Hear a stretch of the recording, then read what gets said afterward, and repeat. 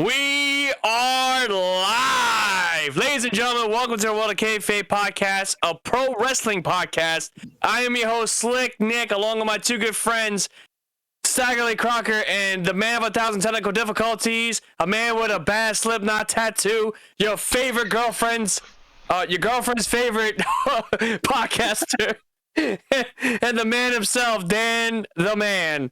And with us today, we have a very special guest with you guys. This man had just competed in a badass triple threat match at DCW over the weekend in Mississippi. He is none other than the boy wonder himself, the Supernova Breslin.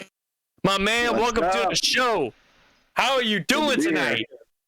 Oh, you know, by the way, I'm doing good. That's a kick-ass Robin shirt, by the way. Yeah, I got it at Six Flags in Atlanta. Oh, dude. And as far as the other two, and look, Liquid Death. I just want to clarify a couple things. You see that can right there that Dan's holding? Please, look, Dan even loves it. Dan loves it. Please, sponsor us. We're begging you. Sponsor us. Make us famous.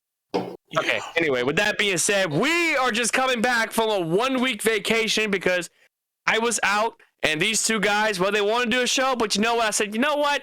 You guys deserve a break. Let's just have a break. Dan, you go take care with your wife. Joey, you do whatever you have to do. Walk your dogs, fall off the concrete, whatever you got to do. So with that being said, gentlemen, how are y'all lovely week? Crocker, we'll start with you. I'm good. I just loved your phrasing. How a lovely week. I know, right? And Dan, how was yours? It's been pretty. I don't care. Shut up. No. You. Now, my week's been pretty shitty, but you know, this has been the better end of it, man. I've been looking forward to this shit. Dude, I've been looking forward. I mean, me and Bress. Look, I even did notes. I never prepare. I did notes this time. I did prepare too. I watched most of his matches today. You know, while I was at work, I'm like, you know what? I'm gonna check this dude out. Not only that, I subscribe. By the way, ladies and gentlemen, Breslin does have a YouTube channel. By the way, if you want to plug in, we'll do that later on in the show. But he does have not a podcast. He has a YouTube channel. Now, Breslin, before we go any further, we are raw. We are unscripted. Dan is the man with 1,000 technical difficulties. So just roll along with the punches. And Liquid Death, please sponsor us. Sponsor us, Liquid Death. Yeah. We promise that there's a Liquid Malenko of technical difficulties. Exactly. Liquid Death guarantees you won't die. Yes. No. You can murder your thirst. But with that being said, John, please, or Breslin, I should say. Sorry, I don't want to ruin your name. Well, but this is World of Kayfabe. We don't want to ruin, your character and all that stuff. So with that being said, Breslin, please introduce yourself. Tell us the world who you are and what you do. Well, as you said, I'm the Supernova Breslin. I've just, this, as you said already, this past weekend I had a match and I'm a little sore. It was a little different. Not one opponent, I had two. I was in a triple threat. Yeah. But yeah, I've been going around just wrestling. I think the farthest I've been out so far is probably Atlanta, Georgia. I did a show in Atlanta, Georgia. I got another one coming up too. I think in July or June. But and then June, because in July I'm going out to Missouri for a Lucha Libre company, so that'll be fun. Oh yeah. Oh, hell yeah. But yeah, just where are you going? Oh yeah, Missouri? just wrestling. Where are you going to Missouri? Where in Missouri? Do you remember what the city was? It was something weird, like Fratland or something with an F. Oh, okay. I know it was like 2 or 3 hours from Springfield. Oh, okay. I was just curious because I'm from Missouri. Oh, really? Okay. Yeah, I got some family out there in Springfield, so I was like, okay, well, maybe, they can come see me wrestle or something like that. But, Oh, yeah. Yeah, that's nothing wrong with that, man. That's awesome. I'm hoping to get out to North Carolina, too, in May. Yeah. I mean, from what I've watched your match with Lucha Lacra. I always mess up his name. Lacora. Lacoria, whatever his fucking name is. Anyway, that's right. It's a shoot because you have a difficult name, Lucha. Just call yourself Lucha Demon or something. No. Anyway, but I watched your match, and I'm gonna be honest with you, man. That match was freaking balls to the wall, amazing. Was it stiff? Yeah, damn skippy, especially when the part when you smacked the shit out of him. Like that right there, I'm like, okay, that's the stiff part right there. That has to be that stiff moment where it's like, okay, you realize what you just done. You separated from the predetermined match that we're having and real life stuff. And when you smacked the crap out of that man, holy crap! And then he gave you a brutal chest chop right after. Like, I actually slapped the ref right before he gave me that chop because the ref got in the way. Oh wow! Slapped the crap out of the ref. He no-sold it, but I mean I think he's kind of new though. That was like his third match reffing, I think. Yeah, because noticing the crowd's like, you can't count to 3, and I just like, bro, that almost sounds like me. At a wrestling show. He kept getting in the way, but he's a cool guy though. But your triple threat match along with Blanco Loco and Vari Morales, like, dude, that match was amazing, especially with the triangle smacking the chest. You know, where one person doing this side, and the other person doing the next person doing it to the other person, and it's kind of like bing bang boom boom, bing bang boom boom, and it's like I'm always a sucker for that. I'm kind of I'm a sucker for that type of stuff and that type of spot where if you're in a triple threat match, make it a triple threat match. Don't just go after one guy. You want to go after both of them. You know what I mean? And that match was good. I have to say, I've been in like a crap load of triple threat matches, but that usually it's always like, okay, we'll get this guy out of the way, we'll do this guy, now we get him out, he comes back in. This one, as soon as it started off with a monkey flip and we both hit the cartwheel and we just went into just double moves, I knew, oh yeah, this is gonna be a banger. I absolutely love like Morales's, like when the match started, he instantly got out the ring, like, screw this. I'm gonna go pander to the crowd, just say F you to the crowd and this and that. Like, that's classic heel work. You know what I mean? Oh yeah, I like shit like that. No, definitely. He looks like a heat magnet. Like, the dude screams heat. You know what I mean? Yeah. I gotta ask you a quick question, man. How long have you been wrestling? Damn, I was gonna ask him that. Damn it. So I started wrestling in 2018 with like a company. I was doing backyard wrestling. It's very similar to like AK-47, Fuego del Sol. That I actually used to watch them when they did KBW when I lived, up north. And I started doing backyard wrestling, and eventually somebody saw it, and they were like, okay, well, why don't you come, we'll train you. So we started training with Alabama Wrestling Federation. They had, Doink? Doink. You guys know Doink, right? We all know. So are you talking about Matt Bourne? No. Okay. So there was I think 4 at this point. Okay. So he was, I think, the last one that they paid. So I think he got 4 paychecks from WWE because he was real tight with Teddy Long. Right. And so I was training with him and his son, and now me and his son, Shannon Henderson, now we're best friends. So he was the best man at my wedding. But wow. So I broke in there in 2018. I had 6 crappy matches just wrestling other students. I never really got out. So then I think that company they stopped for a little bit. They're back now, but they stopped because his dad passed, Doink passed. So they were like, okay, they did one more show, and then they kind of was like, all right, that's it for a while. Then COVID. Right. So I wasn't wrestling, there was 2 years of nothing. And then I came back. Someone texted me, and they were like, hey, can we have you come to it's a company in Pensacola called APW. Yeah. And they were like, hey, come here. And I didn't know who I was wrestling. And usually that, I don't do stuff like that. I'm super... I freak out about everything. I'm like, oh, I don't know this guy, so blah, blah, blah, what's going to happen? But I didn't really care for some reason. I just was like, I'm just going to go and whatever happens, happen. When I got that mentality, that's when stuff started actually changing for me, because usually it'd be like, oh, that's a little far. I don't know who is there, so I'm going to pass on that. But I went and I wrestled Jake Capone, and that was my first match back. That was 10 months ago. So now when people ask me, when workers ask me, I tell them I've been wrestling for 10 months. Realistically, it's probably longer, but I count the matches I had in 2018 when they asked me how many matches I had. Like, I did a seminar with Cody Diener, and he asked, like, hey, how many matches have you had? And I told him, I think it was like 37 or 38 at that time. But I just don't count, when someone hears 3 years, they're going to think, oh, you've been wrestling. Like, you've had like over 100 matches. So I just say 10 months. So that was a perfect example with the triple threat. Like, they've both been in AEW. I mean, Blanco just got back from the UK, and Very just got back from Mexico. Yeah. Yeah, I did some research on him because I'm like, I kind of want to see what this dude's all about, because I'm just thinking, okay, well, he might be just being an up-and-coming wrestler.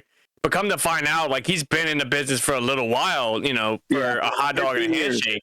And the dude looks... That spot that you did with him, I think it was him, where you did a springboard code breaker, that was sick. Oh, yeah, freaking... let me think. I want to say it was Blanco you did that to. It was either him or Morales. Yeah. But I want to say it was Blanco. The coolest thing I saw in that match, I think, would have to be Very Morales did he hit a stunner and then nipped and then hit a cutter on Blanco. Yeah. And I was like, that was sick. Wow. The crowd was, I'm like, dude, the crowd was that was silent. sick. I popped. I'm like, yo, that's sick. Like, to do... I was just, to do a stunner and then do a cutter, like, that's like WWE 2K stuff, or like SmackDown, really here comes the pain type shit. Like, create a finisher mode shit. Yeah, exactly. Like, create a finisher. Like, dude, who the fuck does that? You know what I mean? Like, that's sick as hell, man. Well, but well, hey, it's kind of like when Jordan Oliver did that front suplex into the ropes, then bounced back into the sit-out powerbomb. That was sick. That was sick. I will say that. Jordan Oliver is the kind of guy that's definitely grown on me, but especially within the last year. I mean, that match he had with Atticus Kogar, you know what I mean? Where he got his eye nearly burned off in that pyro.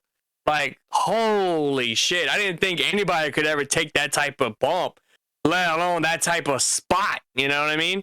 But enough about GCW stuff. We were talking about the man, but the man himself, the Boy Wonder, the Supernova himself. That's right. I'm saying the Boy Wonder because the man's got a Robin shirt on. But with that being said, I almost wore my Batman shirt just for this occasion. But I was like, you know what? This came in the mail Sunday. And I'm like, I can't resist. I got to wear my CM Punk shirt. I have to. I haven't worn a CM Punk shirt yet on the podcast. I've done Bullet Club. I've done Brian Pillman. I've done all kinds of stuff. Even wore the Kayfabe shirts, except Joey. Because Joey, if you watch the replay of it, it's backwards. Instead of saying walk, it says cow. It's what happens. With a K. It's what happens when you're the host. It's hilarious. Oh, man.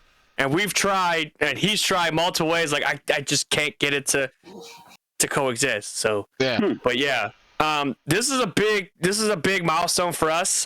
This is our 14th episode, and we finally have a legitimate wrestler as our guest. It's a pretty cool thing, you know what I mean? Yeah. Well, I'm happy to be because awesome. Well, we had Robbie. And Robbie is a guest. Robbie's a friend of mine. He's not really he's not a wrestler. He's just a guy who's a friend of mine, and he's a friend of the show. And he got a beef with Dad, but we're not gonna get into all that because they need to sell that differences in WWE2K22, which I need to play that, by the way, because I've heard some good stuff about it. So I had one question for you, Breslin. What would you say would be the biggest influence in wrestling for you? God damn it, you asked my question. Damn it, and you asked my question. What the hell? Y'all stole my notes, buttholes. So, at a young age, I always found myself, super kicking my siblings. I loved Shawn Michaels. But when it got into me doing backyard wrestling on, the trampoline, and eventually we got a ring, it was Will Ospreay. Will Ospreay is really what got me into wrestling and doing wrestling. Good pick. Dude, that's a nice name drop. I like that. Oh, yeah. I was gonna think like, oh yeah, Jeff Hardy was a major influence, and CM Punk and stuff like that. Yeah, you know, you backyard wrestling shit. But man, Will Ospreay, that's something I never heard of before. Like, holy shit! And he's killing it right now in New Japan. I was just, he is. Oh, he's so. Oh good. my god! Now that he has his group, what is it, United Empire? Yeah. Like, dude, it's now the new Bullet Club. I dare I say that, and I can't believe I'm saying that. But yeah, Bullet Club is second fiddle now to United Empire. You know what I mean? Yeah. And then you also got Los Ingobernables, who is also like third tier. You know what I mean? The only motherfucker that can pronounce that. Hey, look. Thank Tony Schiavone, because look, I said it in a whole different way, but it took me a while to get the name right. Dude, I still cannot say that fully. It's just say the unholy. That's what it's the Spanish word for the unholy. That's what I'm gonna do. Just call it that. But anyway, yeah, so I just got back. Me and John have been texting back with each other. John actually hooked up me some figures, and this is one of them. This nice, awesome, if I can get a good shot of it, Adam Cole figure is when he won the NXT title, which I have that shirt, by the way. That's awesome.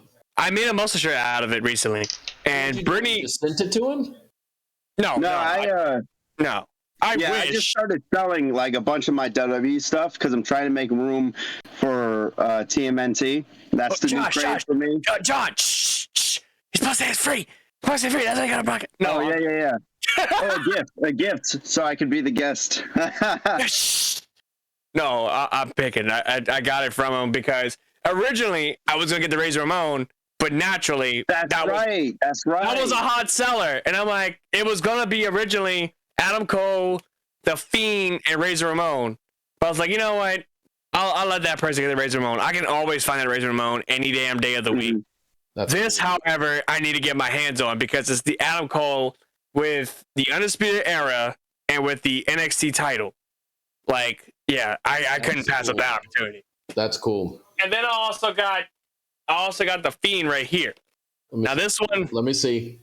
Oh, nice. Get a good shot of it. There you go. There's a good shot right there. Nice. As you can see, the box is sort of damaged, but I'm still not taking out the box. No, hell no. Coincidentally, I put them. Hey, actually, thank you for sending me your address, Nick, because I think Wednesday I'm going to send you that Macho Man Slim Jim. Yeah, you need to get on that. You need to get on that. This is like the 14th episode, and you be saying, yeah, Nick, I want to send you the Macho Man stuff. It's going to happen. Oh, yeah. Dude, it's killer. It's killer. I know it's killer. It's going to be killer for here. I finally got a space for it. I feel like I got to show Breslin now. Like, it's... Show it. Show it. Yeah, let's see it. Oh, yeah, rip it off. Oh, yeah, rip that thing off, baby. Rip it off. All right, now that he's gone. I'm just... Trust me, it's okay. It's okay. He's just part of the show. Me and Joey do all the work, and he's just there. He's just there just to be there. Oh, there he is. Never mind. Shit. There he goes. Okay, so... Hey, the employee of the month is back now.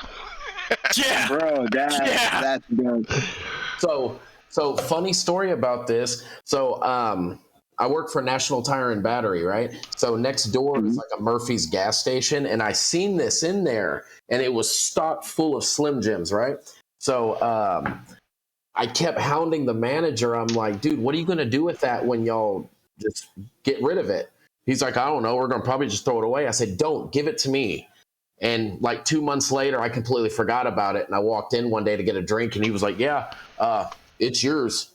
And it's solid wood. Like, this thing's cool. Dude, that's really cool.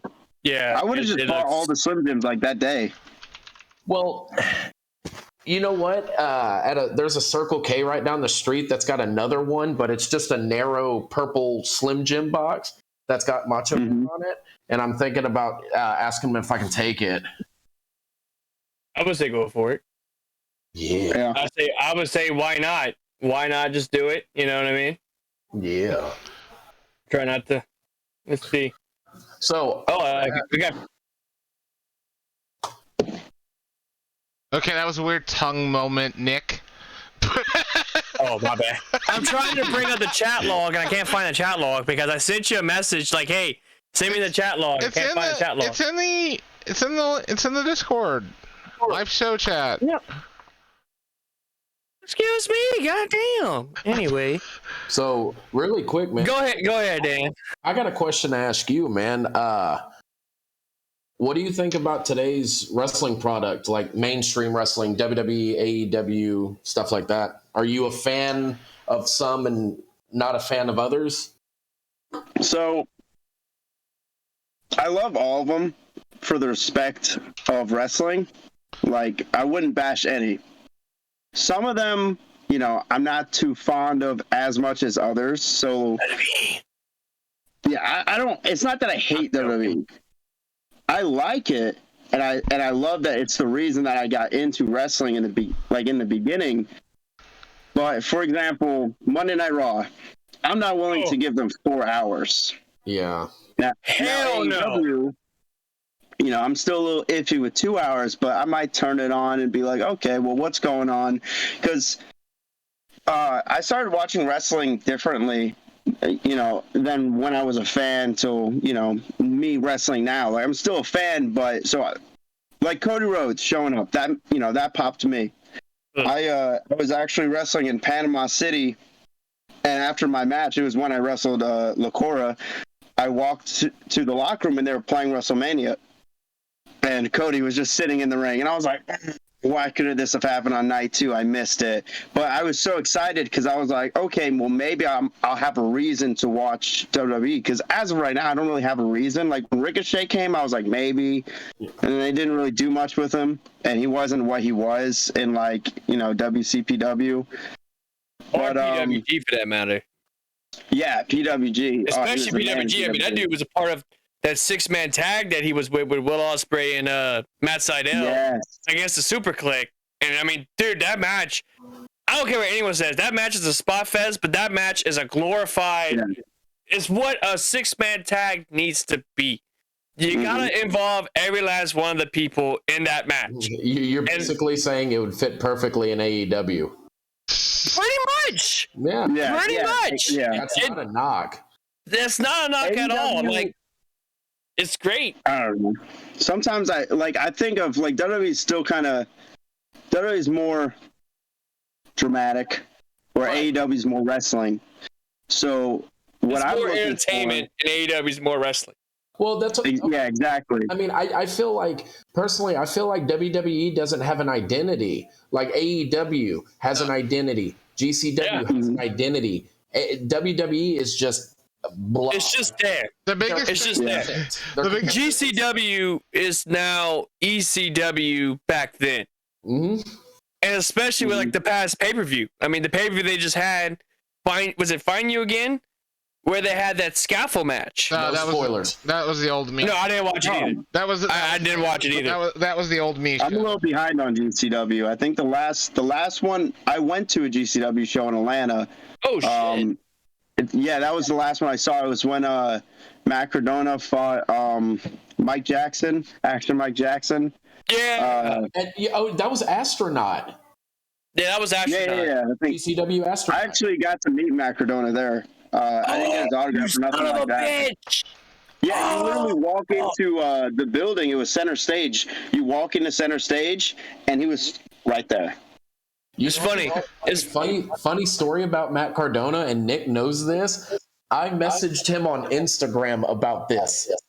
Oh, yeah, I forgot about that. Yeah, when the 2020 Royal Rumble came here to Houston, because I live here in Houston, and I messaged him, and just to see if he'd say anything. I think he thought I was bluffing him, and he kind of blew me off, but I'm still a fan of him. Yeah. I'll always be a fan of Matt Cardona. That dude actually gave me a voicemail. I kid you not. So I bought the You Can't Cut Me shirt, which is the pizza cutter. Yeah. And, like, I'm going to a pumpkin field or maze with my girlfriend. And I get back home. We're on our way home. And I get this, like, unknown, and it said unknown number. I'm like, well, I'm not going to answer this phone. Sure enough, this is the Deathmatch King, Matt Cardona, telling you to thank you for buying your merch. And I'm just like, oh my God, Matt Cardona just fucking called me. What? Brittany and then my girlfriend's just like, who? Ah. Are you kidding me? Are you kidding me? You don't know who Matt Cardona is? Guy. And that's exactly what she said. You mean that Zack Ryder guy? I'm like, get out. Get out. Does Go. he still do the woo woo woo? Whoa, whoa, whoa! You know it. Man. Good shit. Good shit. Yeah, he's really cool. He's very, very approachable. Like He seems like a really cool dude outside the ring. He seems like a really cool guy to talk to. Brian Myers, though, I don't know. Do you ever do you ever mixed watch stories about major wrestling figure podcast stuff? I've seen. So when they came out with him and he had so many different names. Is it Buddy Matthews now, or did he change it again? No, it's Buddy. Yeah, it's Buddy Matthews. Okay, so they both came out with their Figure it out. Super 7 figures, huh? Oh, never mind. I'm sorry. Yeah, when they came out with those, I was like, all right, I'm going to check this out. I think I watched like 1 or 2 episodes because I have a buddy that's into all the everybody's vlogs, everybody's podcasts. I've never really had time to sit on my phone and really like I do. Like I watch a lot of like matches, like indie matches just to get ideas. That's why I like AEW more because the wrestling, I watch it to learn. Or WWE, I'm not learning because it's just like you can watch WWE and still learn, but I'm more. It's easy for me to learn from AEW than WWE. Yeah, it's a lot easier to understand, and plus you get like the local talent, like Serpentico. I can't think of his name. Mm-hmm. Serpentico is from Louisiana. Serpentico was in Elevated Pro. He was in Elevated Pro, and I believe Pro Wrestling 225. But I know for a fact he was in Elevate Pro. Yeah.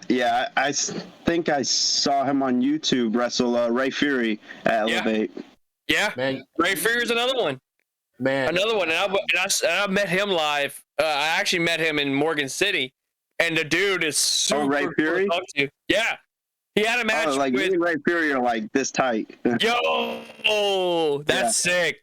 He's super cool. LaFora, how do you guys go with kayfabe? Like, are you guys behind the curtain, in front of the curtain? Like, what can I talk about here? You can talk about anything you want, bro. There's no restrictions. Okay. You know what? This is a hold on. This is the first. You're the first guest on our show that acts as a, are we behind the curtain or are we in front of the curtain? This is awesome. This is really awesome.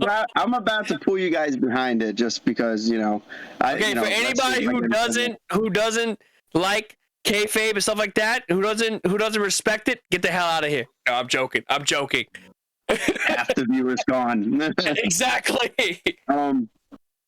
So I'm sure, like, if you go down the bunny hole of my YouTube channel, you'll see I got like 3, 4, maybe 5 matches with Lucha Lacora. Yep. And they're all fairly well. Like, they're really good. Like, Lucha Lacora, in my opinion, is the best on the Gulf Coast, without a doubt. Whether that's getting promos or wrestling, he's the best. So, he's actually my trainer. I'm his rookie. Oh, no shit. That's why we mesh so well. Yeah. So Lucha is like practically brothers with Ray Fury. Therefore, yeah, they had a really good tag team. I would watch some of their stuff. They didn't even have better matches against each other. You know what I mean? Like, their matches are really good. And I'm really digging his stuff he's doing. Oh, I'm sorry. No, you're good. I haven't wrestled Ray Fury yet. I've tagged with him, but I mean, there was one day in Montgomery where a buddy I was with was asked to. He said to Ray, he was like, can I book you? And he was like, well, is Breslin going to be there? And he was like, because I called dibs. And I was like, yes, I was so excited. We ended up not wrestling, but it's the thought that matters. There you go. You know what? I got a question to ask you. Do you primarily wrestle for AWF? So AWF, if they ever have a show, I'm going to be there. But that's mainly just because the owner is my best friend. Okay. Right. So I'm always like, I hang out with them. We talk about storylines and stuff. So I'm always there. It's also the closest to my house. And then second would be Combat Sport Pro because of Lucha. Right. And then after that would be Revolt because Revolt was a show I watched. Like, yeah, I watched AWF and stuff and I started with them. But before AWF, I was watching Revolt. That's why I thought it was so cool to wrestle Blanco, because like I actually made that post about it. But I would go to Revolt and I'd be like, oh, maybe Blanco's gonna be here. It was Blanco, Lucha, and I think there's Corey Constantine. They were like the three people. Yes. March for. Oh my God. I actually met another one I met. Corey's really cool. I met him, I believe, in New Iberia. And I dig the whole, like, I don't know if you want to call it split personality thing or whatever. The stuff he does with his face paint. And I'm like, this dude's pretty cool. Like, I dig it. I dig the stuff he's doing. Like, some of the guys you just mentioned, with Corey Constantine, like, I met him. Super cool. Ray Fury, I feel like you and Ray Fury would have damn near match of the year. Because with the speed that you have and the speed he has, like, dude, that'd be like Will Ospreay versus Ricochet. You know what I mean? Like, it would be so good. You know what I mean? That's just my I'm sure it'll happen. Jim Cornette, don't get mad. I'm just saying. Yeah, I've never been able to. I haven't met Corey like as a worker. Yeah. One of the last shows I went to, I bought one of his shirts. But I mean, I don't know. God. Have you seen his? It wasn't his last match, but it was like a couple matches ago. For 225, he had a cage match with Lucha Lacora. I don't know if you've seen that. I saw that on Facebook. He did the paint, the Venom paint. Yes. And I don't know if you noticed about Lucha. Lucha's gear is based off of Venom. Yes, it is, and it's a killer ass gimmick. Killer ass gear. Yeah. I was like, that's gonna be so good. When I saw the paint, I'm like, oh, this is gonna be heat. Man, this is heat written all over it.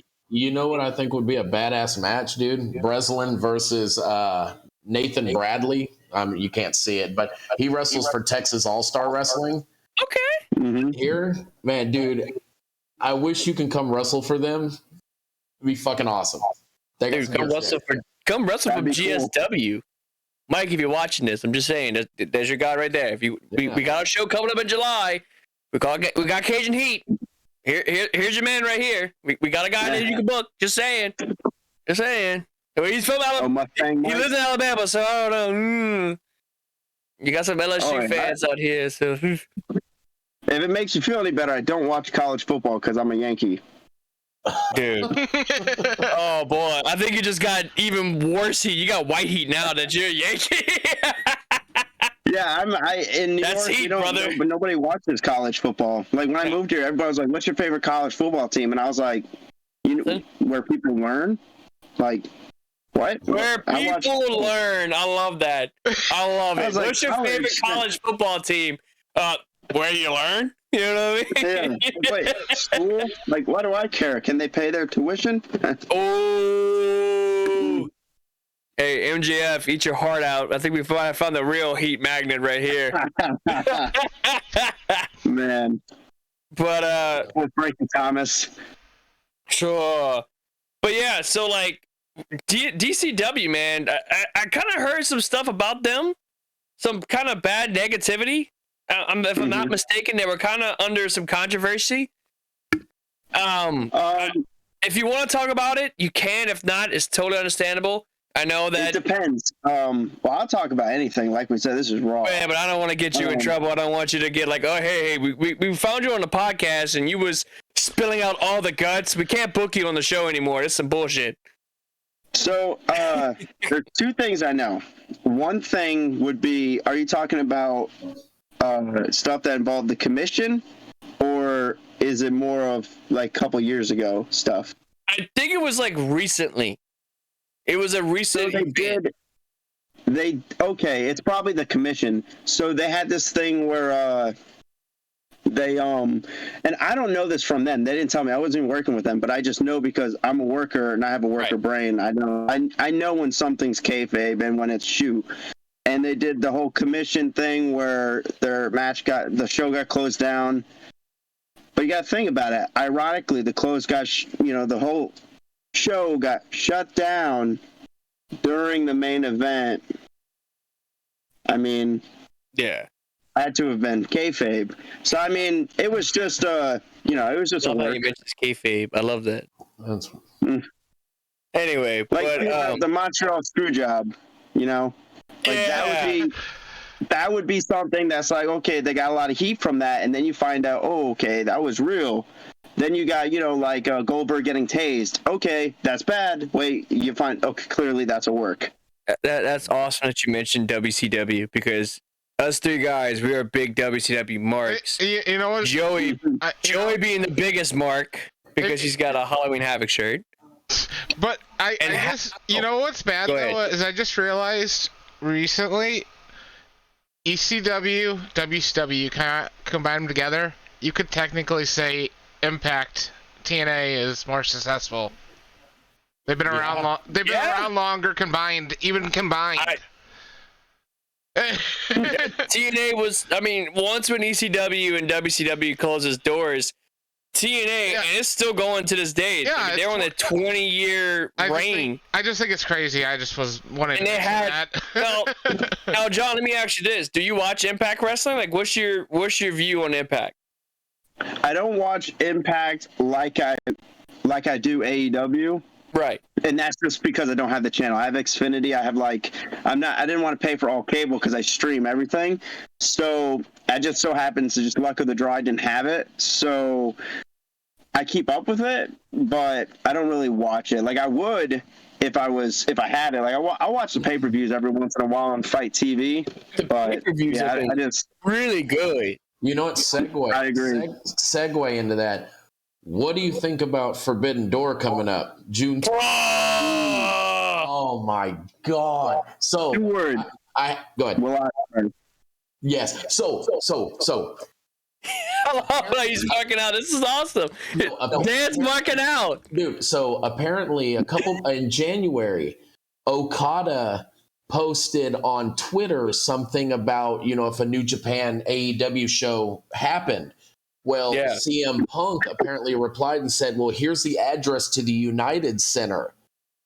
So I didn't remember that. I remember that tweet. Apparently, it's rumored that the main event will be Okada and Punk. I mean, I honestly know nothing's in stone yet, but bro, that would be fucking awesome, and it would be fucking awesome if Ospreay shows up. What if it's a GTS match where you have to finish him off with a GTS? Well, I have a feeling it's gonna be more Kenta, than it is CM Punk, than it is Okada.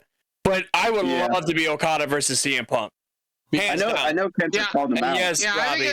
Dan is wearing a World of Kayfabe shirt. I misspoke. I think it's going to be Kenta, and there's going to be a GTS match.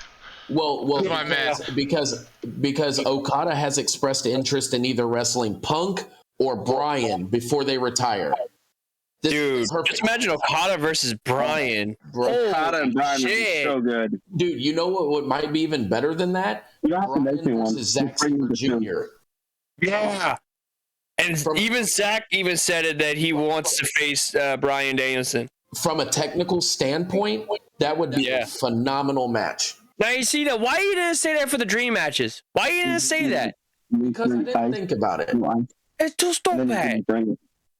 Speaking of those matches and Punk, dude, that fucking CM Punk versus Dustin Rhodes match was amazing. I love that match. I heard about it. I heard how great it was. I didn't watch it because I was in San Antonio and the night before. So here's a funny thing. I'm gonna address the situation right now. San Antonio was absolutely amazing. I was about, I believe, was it 3 hours away, Dan, from where you live? Give or take, yeah. Depending on how fast you drive. Yeah. The traffic is abysmal. Yes. Oh my God. Like, Houston traffic is abysmal. San Antonio traffic is just as abysmal as it is in Houston. But the thing is with San Antonio has a lot more landmarks. I mean, obviously the Alamo, and they even got the Riverwalk. The Riverwalk is amazing. You know, the riverboat, you ride the riverboat, and it takes you a tour like around all the historic stuff. It's super cool, in my opinion. But I got shit-faced drunk Tuesday night.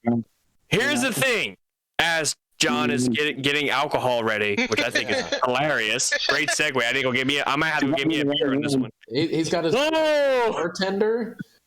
He's like, hey, Barkeep, Dustin, I need my shots now, pronto. Get it together. Come on. This cup's not full all the way. This cup's not full all the way. Hey, Barkeep, whose leg I gotta hump to get a beer around here? Anyway. Yeah. But speaking of, yeah, go ahead. Anyway, speaking of, so I get a pina colada, right? I get a pina colada, but it's one of those like super tall drinks. It's about as big as John's bottle. It's one of those like, yeah, exactly. One of those super skinny, long. As a matter of fact, I do have the picture of it. Because I have the video you sent me. My God. Wait, I sent you a video? You were toasted. Oh, that's bad. That's bad. Yes, I was so toasted. So his girl was helping him to the bed, and he walks right in front of the camera and goes, ah. Oh man, I forgot I said that. So yeah, Dude, so you were gone. Now, forward that to me, Dan. That way, it can be the ending for the show from now on. Oh no, let's not do that. Let's not. That this was me Tuesday with the pina colada, right? And then this was me with a picture of George Strait, because that's about the closest I can get to George Strait at that point. Is a cardboard cutout of George Strait. And me reenacting the pose and everything. And then this is me with the hurricane. As you can tell, I'm lit. I'm super lit at this point. And then you can kind of see for yourself if the camera can zoom in. There you go. Oh my God, dude. As you can see, it went from this. Yeah, the under. Oh shit. To this. To this. To this. Oh my God. And then also a little bonus as well. It also went from to this. Yeah. Oh my. And then it was so bad. TMZ? Huh? What were you being followed by TMZ or something? Like, Dude, evidently so. I was so bad that I became a meme. My sister-in-law made a meme, and it's how it started and how it ended. Oh, yeah. And I'm like, I'm not even mad. Like, I think it was hilarious as shit. Like, and she's like, yeah, it's so Facebook worthy. I'm like, dude, do it. Post it on Facebook. This is hilarious. Yeah. But man, like, I had that pina colada, not Pensacola. I said that when I was drunk. Instead of saying pina colada, I said, oh yeah, I have a Pensacola. Yeah, I got a Pensacola. So I had a pina colada, that drink, and then my mother-in-law was like, okay, go get you a hurricane. I'm like, bet. So I got me a hurricane, and I got shit-faced. Apparently, I send these two. We have a group chat on Facebook, and it's our podcast group chat. And evidently so, I send, like, I don't know what the hell I sent. And I know I sent the video, like, days later, because my sister-in-law, like, recorded the whole thing, recorded me crawling on the floor. I crawled on the floor. I couldn't even walk. At that point, after I was done throwing up, dude, I could not even feel my hands. At this point, it was like this. I couldn't even grab my phone. Like, literally, if I would have grabbed it, I couldn't even, like, feel it. You know what I mean? I was beyond wasted. I was space cadet drunk, like I'm on Jersey Shore or something. Like, it was that insane. Then I woke up having a big ass red dot on my forehead, like right here, because apparently I took my AirPods and I bashed it on my head like I'm the Sandman. And this is all according to what my girlfriend said. My girlfriend's like, yeah, so you took your AirPods and you hit it across your head a couple of times, exactly like that. And the AirPods flew out. Now, we're at a gas station, and the door was open. So, fortunately enough, the stuff flew out, and I'm like, shit. So, I literally fell out the truck, grabbed the AirPods, had a big old cut. Now it's not a cut anymore, but it was a little cut. Fell out the truck, crawled back into the truck, and we're off back to the hotel that we stayed at. Now, in addition to all that, there was an indoor skydiving area, and my girlfriend was like, hey, babe, you want to go skydiving? And instead of being like, yeah, sure, babe, my drunk ass was like, I fly with no wings. Just like that. And I'm like, oh my God. Like, when she told me this, I'm like, I don't know if I want to be excited or embarrassed. Like, it's just, oh man. Like, and then we went to New Orleans right after. So we went to New Orleans that weekend because we went to see Gabriel Iglesias live in concert. And oh God, he messed up. I was like, let me fix this. It's crooked, and then it fell. Fuck it. That's a shout out for you, Robbie. But what the hell? I don't know. It's something Daniel's watching. God damn it, Daniel! Story went on TikTok. Too stupid. No. I was scrolling through my Facebook and literally. Oh! My story's not good enough for Facebook. Oh, that popped up. Yes, that match was absolutely amazing. That whole spot right there was really good. Yes. I think is that where he did? When he told me he was doing that move with the German, in my head I was like, oh, how do I keep like my composure? Because I know what move he's talking about, and that is awesome. Yeah, like the stuff he did, man. Like holy shit! I didn't think he was. I mean, this is my first time hearing about it because I never heard of Blanco. And watching that match, I'm like, holy shit, this match is absolutely amazing, you know? Unfortunately, he didn't win the match. Blanco did. Oh, no, not Blanco. Vari did. Very. God damn it. Very did. Speaking of, because in your pictures, you were wearing a Deadpool shirt. I just watched a video the other day of Blanco doing like an interview with a guy. And he said, yeah, because of the mask and my name's Blanco Loco, people always think I'm a luchador, and that's fine. I'm not a luchador. And what he said was so great. He said, I'm basically Deadpool or Spider-Man. Nice. And I was like, it makes so much sense because when we were going over the match, right. He would be like, okay, I'll duck, and then you look at me, and I'll be like, and I was like, that's weird. But with the mask on, it's normal. He looked like a Power Ranger, like the way how he came out to the ring, like he had that Power Ranger like helmet, like holy shit. That's 3D printed. In my hand, I'm like, is he wrestling a Power Ranger? What the fuck is this? And sure enough, like he took the helmet off, and like, oh, okay, so that makes sense. Like I'm thinking, like this is a mask, like dude, that's a badass mask, but no, it's a helmet. It's 3D printed. That's even cool that it's 3D printed. You know what I mean? Yeah, it's really cool. But like, once really again, talented. Super talented. Now I don't understand why he's got the Pikachu thing, but maybe that could be like Deadpool's answer to like having a I actually found unicorn. He's a huge. Well, the way he put it was he's a nerd, which I don't mean nothing by that. I'm a nerd, but he's a huge Pokemon fan.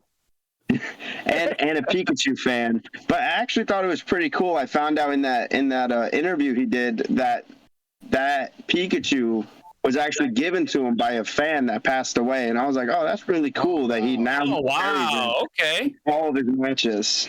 Yeah, because like that spot that Very did, he just stomped on Pikachu. Like that's kind of that was his idea. He has people do that all the time. Yeah. So now it's a good way to get heat. Oh wait, I gotta show you something. Now, hey, I got a quick question for you while Nick stepped away just for a second. Did you have like one singular wrestling event you watched as a kid that made you were like, holy shit, this is what I need to do? It's that steroid. You son of a bitch, you stole another question you stole. Why the hell? Anyway.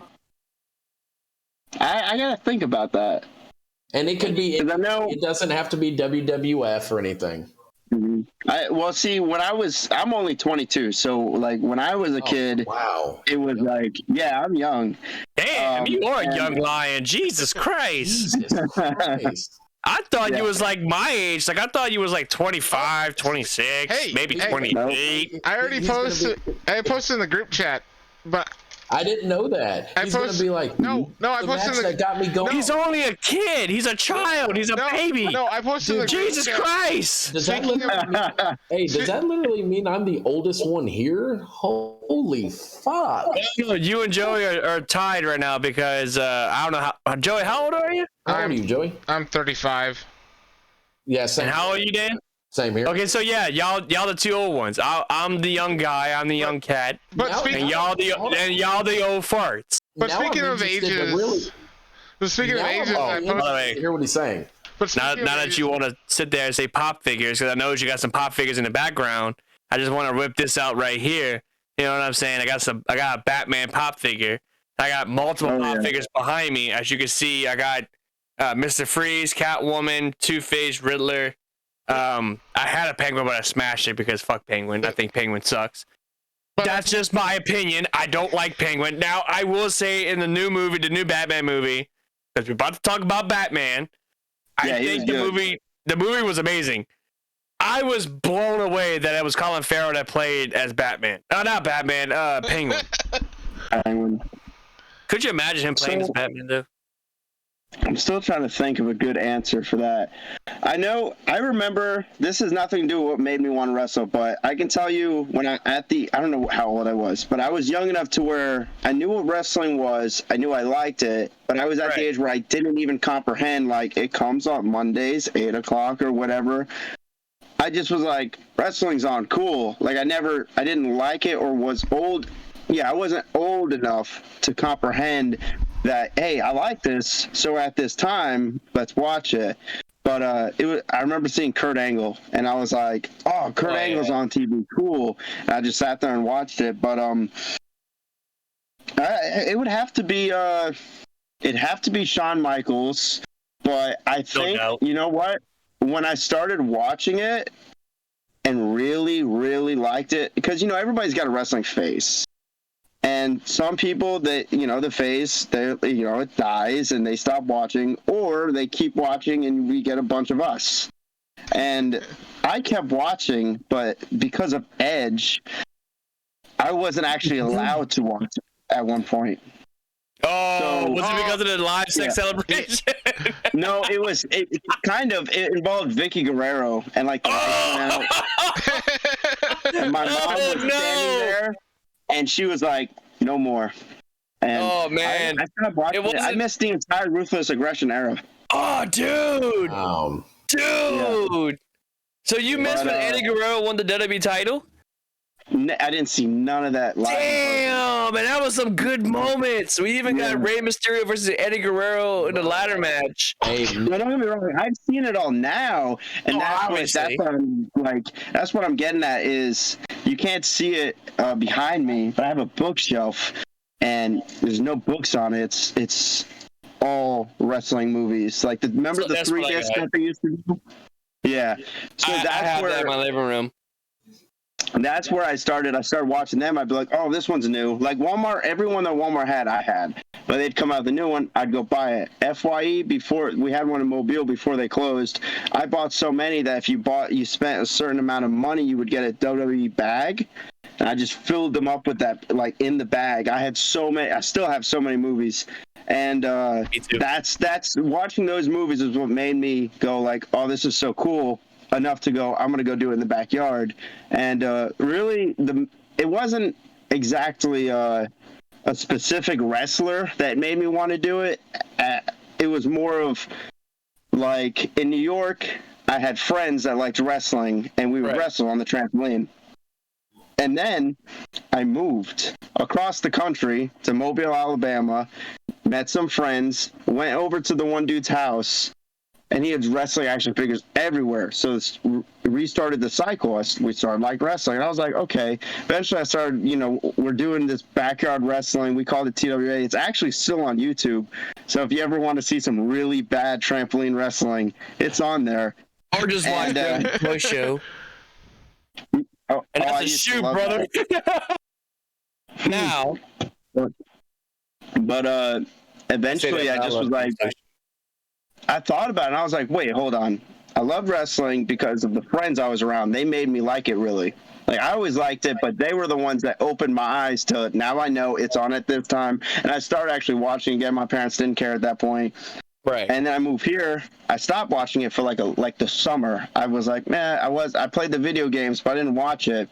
And then the friends again. So I was like, okay, I think this is what I'm supposed to be doing. And then it started with the trampoline wrestling, and now here we are. So I don't know. It wasn't exactly like a specific moment as it was the friends I was with. My friends really, because when I first broke in 2018, I broke in with my friends. There was 3 other people, and then they quit. And I came back, and then I got a couple of them to come back. They did 2 or 3 shows that I got them booked on, and then they quit. And then I'm still here. Now, That's crazy. Now, do you just wrestle 100% of the time, like, or do you have a full-time job and just do wrestling on the side? So I do have a full-time job. It would be so cool if I didn't have to have one, though.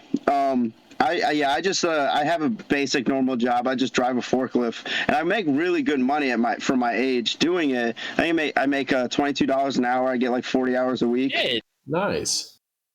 And but I started looking into other jobs though at one point, because I started getting to the point where I was like, well, what if I want to do it on Thursday or a Friday, which now I've been able to do it on Fridays. I just take that Friday off with my PTO.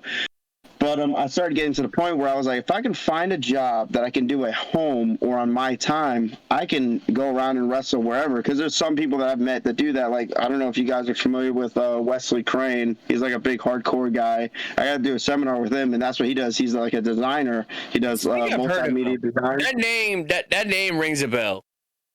Yeah, he's really good. He's kind of, his gimmick is a little like, he's very satanic, so it's like, okay, but he's really good.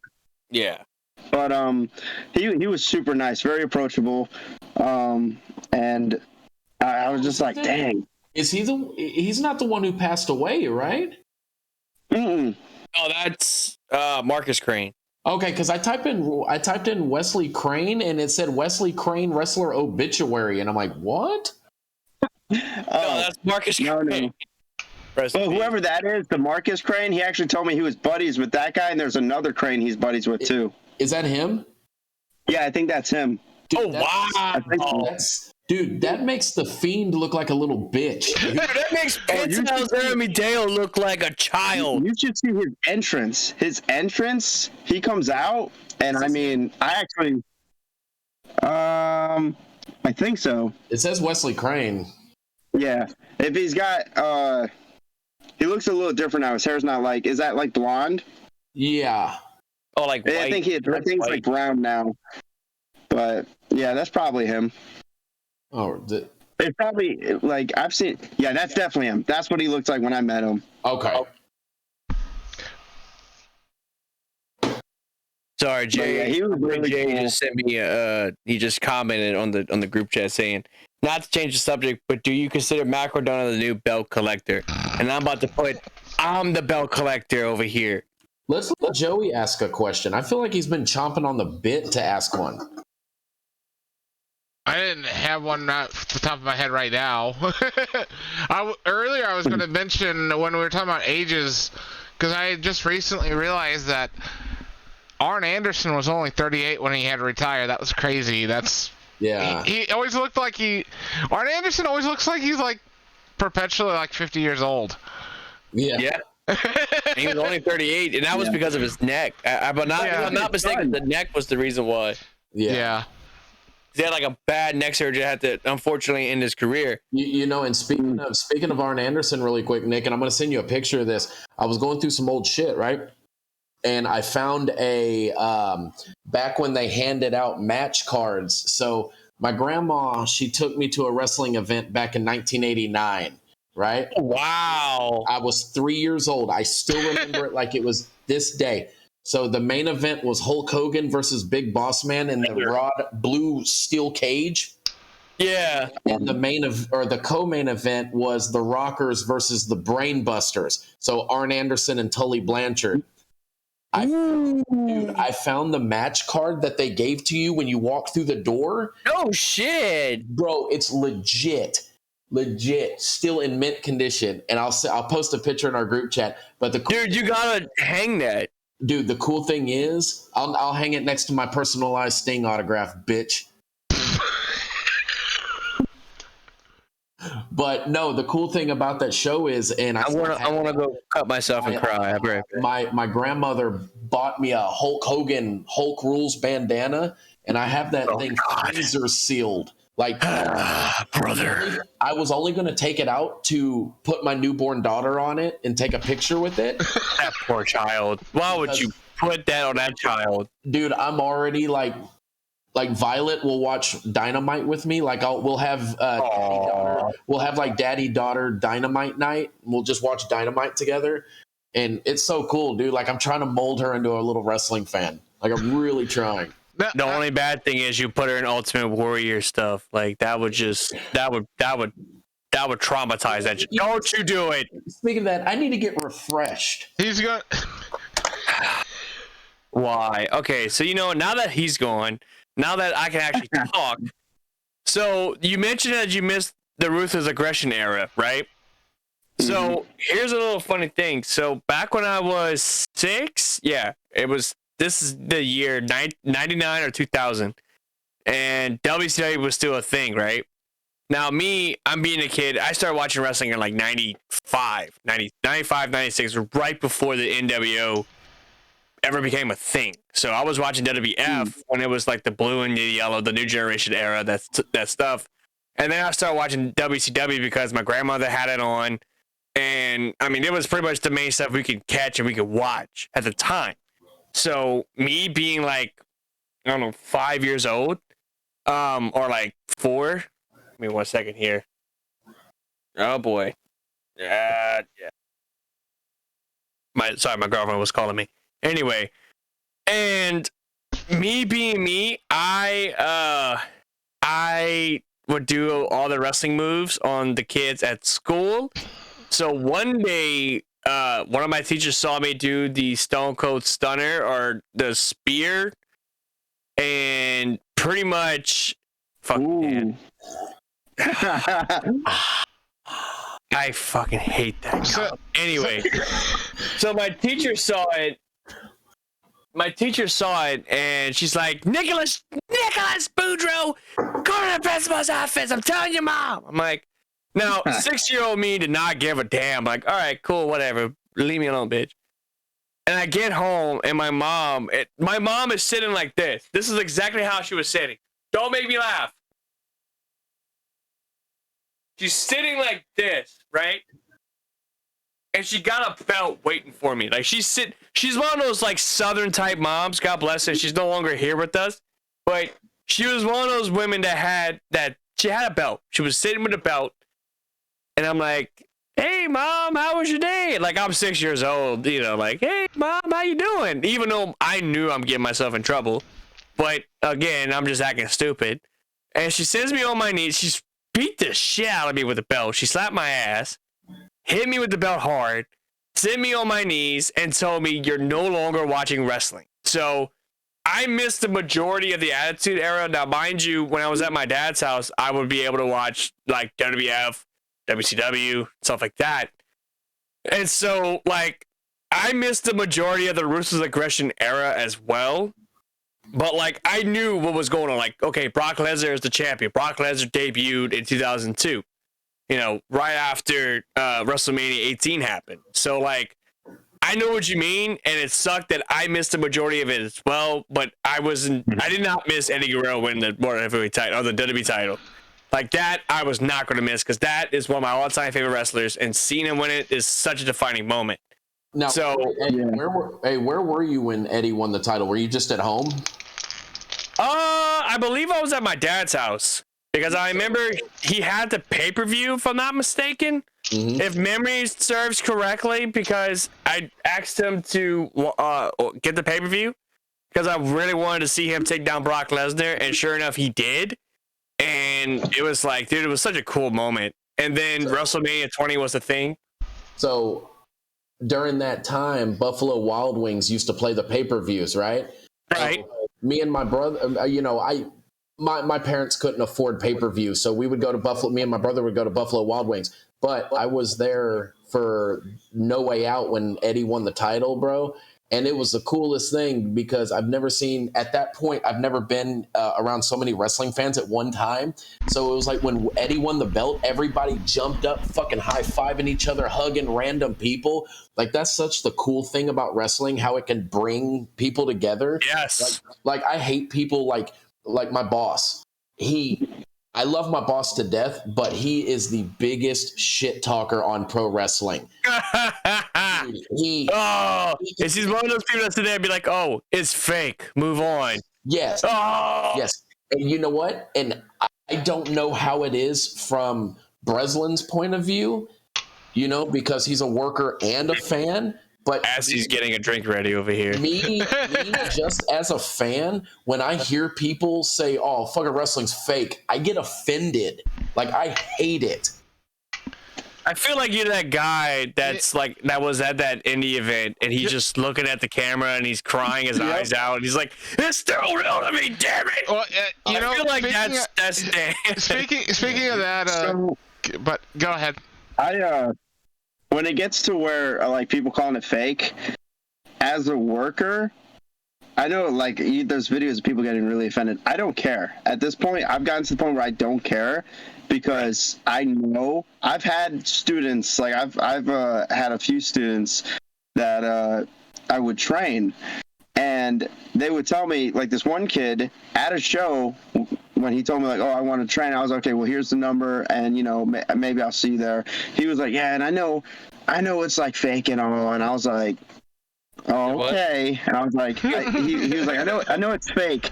I looked at him, I said, dude, just wait till your first day of training, and then tell me what you think afterwards. How about that? Yeah, because he got there, and I mean. Those mats, they're not trampoline, buddy. They're not even close to trampoline. Why do people? That's solid steel wood, my guy. That's the one thing. Why do people feel it necessary to tell people that? Nobody goes around going, "Hey, you know that like TV show you're watching's fake, right?" Or that movie you're watching is fake, right? Or they got shit on wrestling though. Or magic. Like, nobody goes like, oh, why do you watch magic? It's not real. Oh, yeah, no doubt it's not real, but it's entertainment. It's been around forever. To be fair, Bress, I kind of do that. But speaking of that, though, Cody Rhodes brought that up in an interview recently, that his dad gave him permission about saying the wrestling's fake thing. The first one's ignore it. Second one, tell him that's what my dad does, respect it, blah blah blah. And the third, he gave him permission to hit him. So according to what's his name? RVD with the pick a hand or what? Pick a hand, yep. Yeah, RVD with pick a hand. I was gonna go with what's his name? Schultz. Or if you want to go old, David Schultz back in the day. That's what I was thinking, David Schultz. Yeah. See, we were supposed to do an episode. Here's the thing. So we were supposed to do an episode before John was even going to be a guest, where we were going to do our own Dark Side of the Ring. This is going to be a future episode, by the way. Just letting you guys know. This is going to be a future episode. Hey, maybe Breslin might be a guest on that show once again. But season 4 of Dark Side of the Ring, I don't know if it's going to be confirmed yet or not. But we kind of wanted to do our own predictions on it. And that was going to be tonight's episode. But with John being like, hey, I can do this show. I can do it next Monday. Let's go for it. And I'm like, dude, let's go. I'll tell the guys. Let's make this show. Let's make it happen. Whatever. So the Dark Side of the Ring episode, it will happen. We will make our own prediction. That might be a Saturday show. Who knows? I don't know what we're going to do. But of course, there's already one spoiler when it comes to the next season of Dark Side of the Ring. Jim Ross has went on record and says he will not be on the show anymore. Yeah, there's no more Jim Ross. Yeah, listening to the podcast, he didn't sound so certain. Because I listened to that full podcast, he was very shaky about that. But anyways, I got a question. What was your first, if you can remember, what was your first live wrestling show you went to? That's a good question. That's a really good one. That's a damn good one. It's actually very easy for me to remember because it was in the 2012 video game. Oh, wow. Was it a WWE event? Yeah, it was WWE. it was I think, I'm trying to remember if it was before or after, but it was the Monday Night Raw, I think before Bad Blood. And they talked about it in the remember the DX Evolution like storyline? And I think it was 2012. Well, it wouldn't have been Bad Blood because the last Bad Blood was 2004. No. It was in the it wasn't in 2012. It was in the 2012 video game. It took place like way back when, you know, Evolution was around, and it was so the show was Shawn Michaels, and then he attacked Evolution like up in the crowd. They're in the little box. But I can't remember exactly like everything that happened because I was young. But in the 2012 video game, there's a storyline where I think you're Shawn Michaels or something, or Triple H, and you have to choose between like DX or Evolution. Oh, I think that was, if I'm not mistaken, SmackDown versus Raw 2009. Was it? That was Triple H's road to, it was Triple H's road to WrestleMania, and you pick either that's what Triple it was. H, 2009. That was the one. Evolution, or DX. But the kicker is, if you pick DX, you get the DX gear and entrance music and video. But if you do Evolution, you get that gear and then the entrance theme and like all that shit. Yeah, thank God. That was 2009. That wasn't 2012. So if you go back and watch it, whenever they go and they show like that Raw, it'll say like Albany, New York. And that's where I was whenever I watched it. And that's how I remember. I bet you with wrestling in New York is something, because that's one of the best places to be when it comes to wrestling is New York, because I mean you got the Hammerstein Ballroom, you got you know the Barclays Center in Brooklyn. Have you ever been to a SummerSlam show? No. In the Barclay area? That was the Brooklyn area only show I've ever been to in New York. Oh, wow. I didn't go to another live show until I moved here and I went to a Pensacola show. Yeah. Like my parents were like similar to like, you know, Dan, we didn't get pay-per-views. Like same thing with mine. My mom, she couldn't get pay-per-views. My dad could, but I mean, it was very rare. So really quick, and I hate to cut you off. So I was telling you that my family couldn't afford pay-per-views, right? So the cable provider that we had at the time, I remember this so vividly. So it was the 2001 King of the Ring, the infamous Shane McMahon, Kurt Angle street fight. Such a good match. Very good. So like I said, we didn't get to order the pay-per-view, but if you put it on the pay-per-view channel, the picture was really scrambly, but you can still, it was like you can hear the audio. But if it took a minute and it'd be like, and then it'd get clear, and then it'd go right back. So you can see like a hint of live action, but you can hear the audio like you're listening to it on the radio. And I remember watching that whole, it's so awesome. Yeah. You know, mine was the same thing. Dan, you know, most of the people that tell that story, that's about porn, and yours is about wrestling. Hold on. Get to the nipple. Get to the nipple. No, we got this stuff going on. Get to the nipple. Hold on. I'm old enough, and I will counter-react that it was the Spice Channel. Whoa. Boom. Funny you say that. I was actually in Panama. It was 2005. So I was in Panama City with my dad and my stepmom and our family as well. And they're off to bed. They went to bed in their condo. And now, mind you, my dad forgot to turn off the TV or change the channel, because he had it on the inappropriate channel, because, you know, you're in a hotel room. You get all the channels at the time. And he had a one movie. It was a movie, and it was a woman with titties just like flopping out. Excuse my French, but like, and I'm 11 years old. My stepmom flipped. She's like, "Oh my God, Daryl, change the damn channel! Who's watching this?" Nick's like, Mom, what's Big Debbie's big butt booty bonanza? Yeah, or Girls Gone Wild. But you know, anyway, but yeah. So I actually have a question for you, John. Now, this is probably the most generic question. I'm sure you've been asked this a bunch of times. Who is your dream opponent? It could be anyone from any era, any promotion, dead or alive. If you say Ultimate Warrior, you're never coming back on. I'm just joking. I wouldn't want to wrestle him. It'd be a 5-minute match. Like, that'd suck. All right, Triple H. Yeah. Let's see. Well, it's funny you say that. I'll tell you this. Independent wrestling-wise, I actually, Lucha Lacora, right after he retired, I used to, I think a lot in the shower. Like, when I'm in the shower, I'm always thinking. So I remember the moment I was in the shower and I was thinking, like, that's odd way of thinking. Yeah, I always, I'm thinking of promos, ideas. I actually thought of, an idea to get money, with my merch table, taking a shower today after work. But I remember just thinking, that sucks. I'm never going to be able to wrestle Lucha Lacora, and because he retired, and I was like, man, that sucks. Yeah, and I met him when I was young. I came to a show, and he literally, the reason I remembered him is because, yeah, he's cool. He's a lucha, whatever. But I'm very, antisocial. Human interaction, 0. I get uncomfortable going through the drive-thru at McDonald's.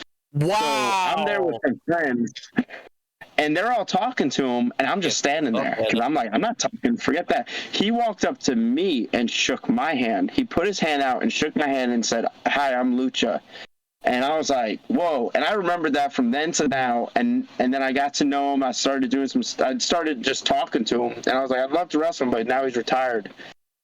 And then he luckily came out of retirement, and I've wrestled him 5 times. And I have many more matches with him on the way, already booked later in the year.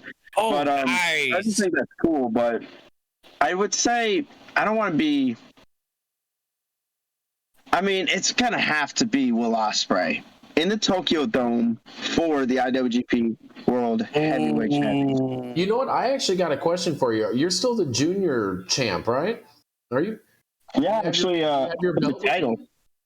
I do. Somewhere in here. Got a belt too. I usually have them like right on my shelf, but because I just had a show, it was in my bag, and it might still be in the car. But I do have it because it's just professional. Actually, lets people hold on to them. It got stolen. It got stolen at Applebee's, like the Jericho belt. Oh, dude, I felt so bad when I heard about that. I was like, I was laughing. I'm like, who the hell loses their belt at Applebee's of all places? Like, I have a. As soon as I won that junior heavyweight championship, I went on my honeymoon, and I took it everywhere because I was like, I'm going to take photos and all this, and I was always worried I was going to leave it at a hotel. Did you go to Disney World with it? Did you go to Universal Studios with it? It's funny you say that because the plan was to go to Universal, and then we decided just to go later in November. But we just kind of went around different places that real close by, Pensacola, Gulf Shores, just little spots. But then I ended my honeymoon with that's how cool my wife is. On our honeymoon, I actually had that match with Lucha Lacora where he powerbombed me on the freaking ring apron. That made me cringe, and that seeing that type of spot, and it's not just from anyone, it's from everybody. Not just a certain person, but from everybody. It makes me cringe. Just I know it hurts.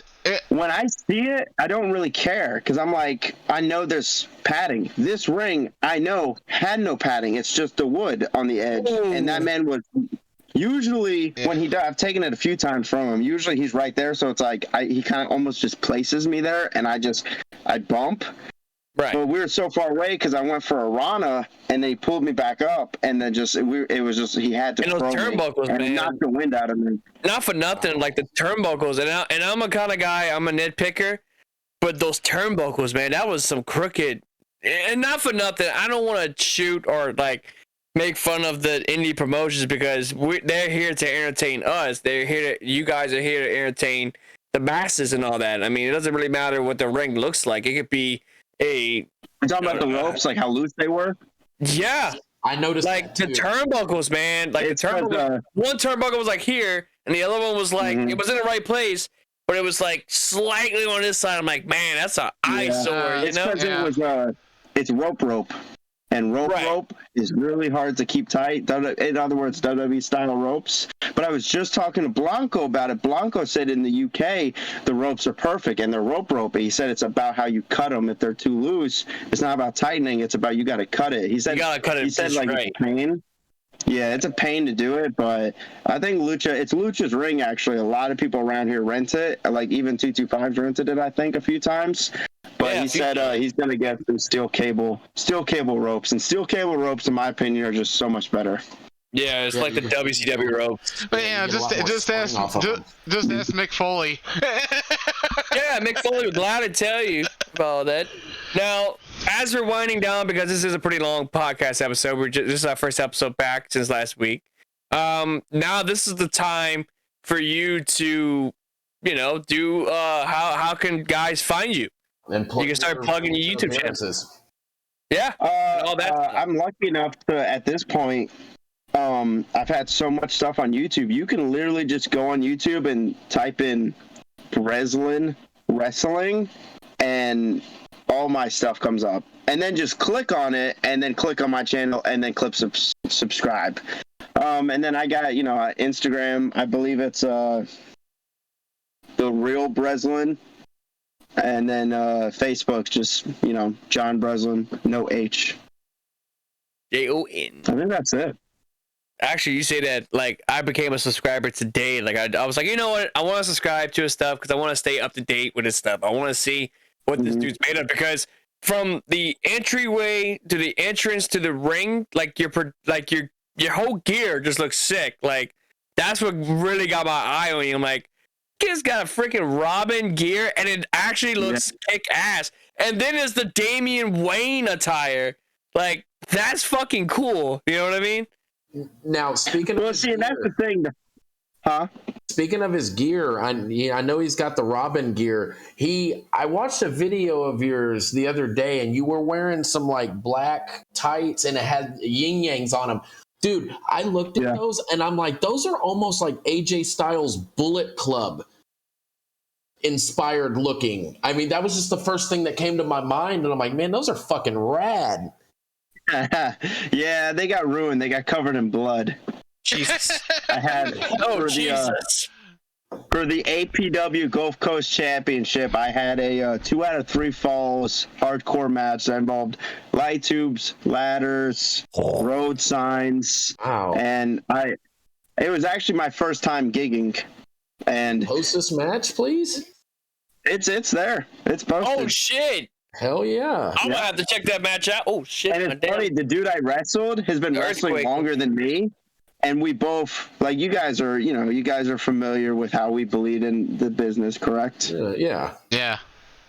So when he did it like like a knife and you stab your hit. No. Well, not a knife, but he did it like a pansy. He's talking about the new method. Yeah, like you just take, it's just like literally it's the smallest fragment from a razor blade. That's all it is. Right. And he did it, but there's some people, they do it and they're chickens and they just kind of little poke or a little. So his was one drip, that was it. And then he was like mad, like, oh, I'm not bleeding that much. But no, it's because you're a pansy. I took mine, and what you do is you stick, twist, and pull. Right. And that's but now Lucha tells me that you just stick and twist, and I don't know, I've done that too. I think I've bled twice now. I'd do it every time. I don't care. I don't mind bleeding. You don't feel it. Like your adrenaline, it's just a cold sensation. That's all you feel. Will you do that? Do you do that and just like make yourself bleed? You know what I mean? Like you Ric Flair? Yeah, if you're crazy and you got stitches, you can do that. But it's funny you say that, though, because what happens is after you do it, your opponent is supposed to really open it up. Like, and that's another thing. When he did that to me, he was doing like this. This is. She found the belt. She found the belt. He must be watching. Man, that's awesome. You know what? Get you a woman like John. Get you a woman that can be like, hey, I'll go find the belt. I'm gonna watch your podcast. I'm gonna go find the belt. Here you go. Now I gotta ask you a question. How does your girl, when you get color? How does your wife react to it, or did she pretty much knows it comes with the business? So at this point, she marks out just like me and you would mark out if someone got color. You know what I mean? Like she, like if she knows, if she, right? Huh? Like, do you care? Yeah, she was just telling me like she knows that if I'm gonna bleed. It's like a thrill. Like it's like you're bloody, so it's like it's awesome. Yeah. Yeah, and the fans are popping. Like it's that's why they say in the business red is green because when you bleed, there's gonna be money. Oh yeah. And it's she knows I'm excited, so she doesn't mind because she knows it doesn't hurt. It's just a little cut. You'll see. It'll look like I need stitches. It's a crimson mask. And proverbial crimson mask. I don't think it's as good as Cena's against JBL, but I was told that it looked like no. I'll do one better. It's not even better than Eddie Guerrero and JBL. Oh my God! And I was literally just about to say that, Dan. That chair shot. Well, what about Shawn Michaels whenever Kane made his debut? Oh, wait, who? Who? Shawn Michaels when Kane made his debut. Oh yeah. Yeah. He was bleeding so bad that it was just dripping. I forgot about that one. I was gonna say. Oh, you're talking about Hell in a Cell. Yeah. Yes, Dan. He's talking about Hell in a Cell. Yeah. My God, did you not know that? Yeah, He bled like a mother. Better yet, Undertaker against Brock Lesnar at Hell in a Cell. Yeah. Another bloody that was a brutal match. Shawn Michaels is one of the best when it comes to gigging. Oh God, yes. It doesn't. But you'll never see him do it. It doesn't. I think there was that one moment. I think it was WrestleMania. They shot him to the corner, and as he was going, he just boom in midair. Nice. But yeah, so now that we're almost to the end of the show, final thoughts on this show. Dan, we'll start with you. Best fucking. I don't know what cares. Joey, next to you. Best episode. It's become a staple of the show. I have to pull the rock on you. Well, it's become a staple of the show. I'll say. I feel bad. I missed that other guy too, though. He seemed really cool. I'll say. Yeah, he was Dan's replacement for that Saturday video. I like Dan too, though. Don't get me wrong. But Rob, if you're watching this, just letting you know, man. That job offering is still open. Yeah. It's like his awkwardness made me feel comfortable. Wow. I'll put Jay's comments in audio form. Your belt doesn't matter, Nick.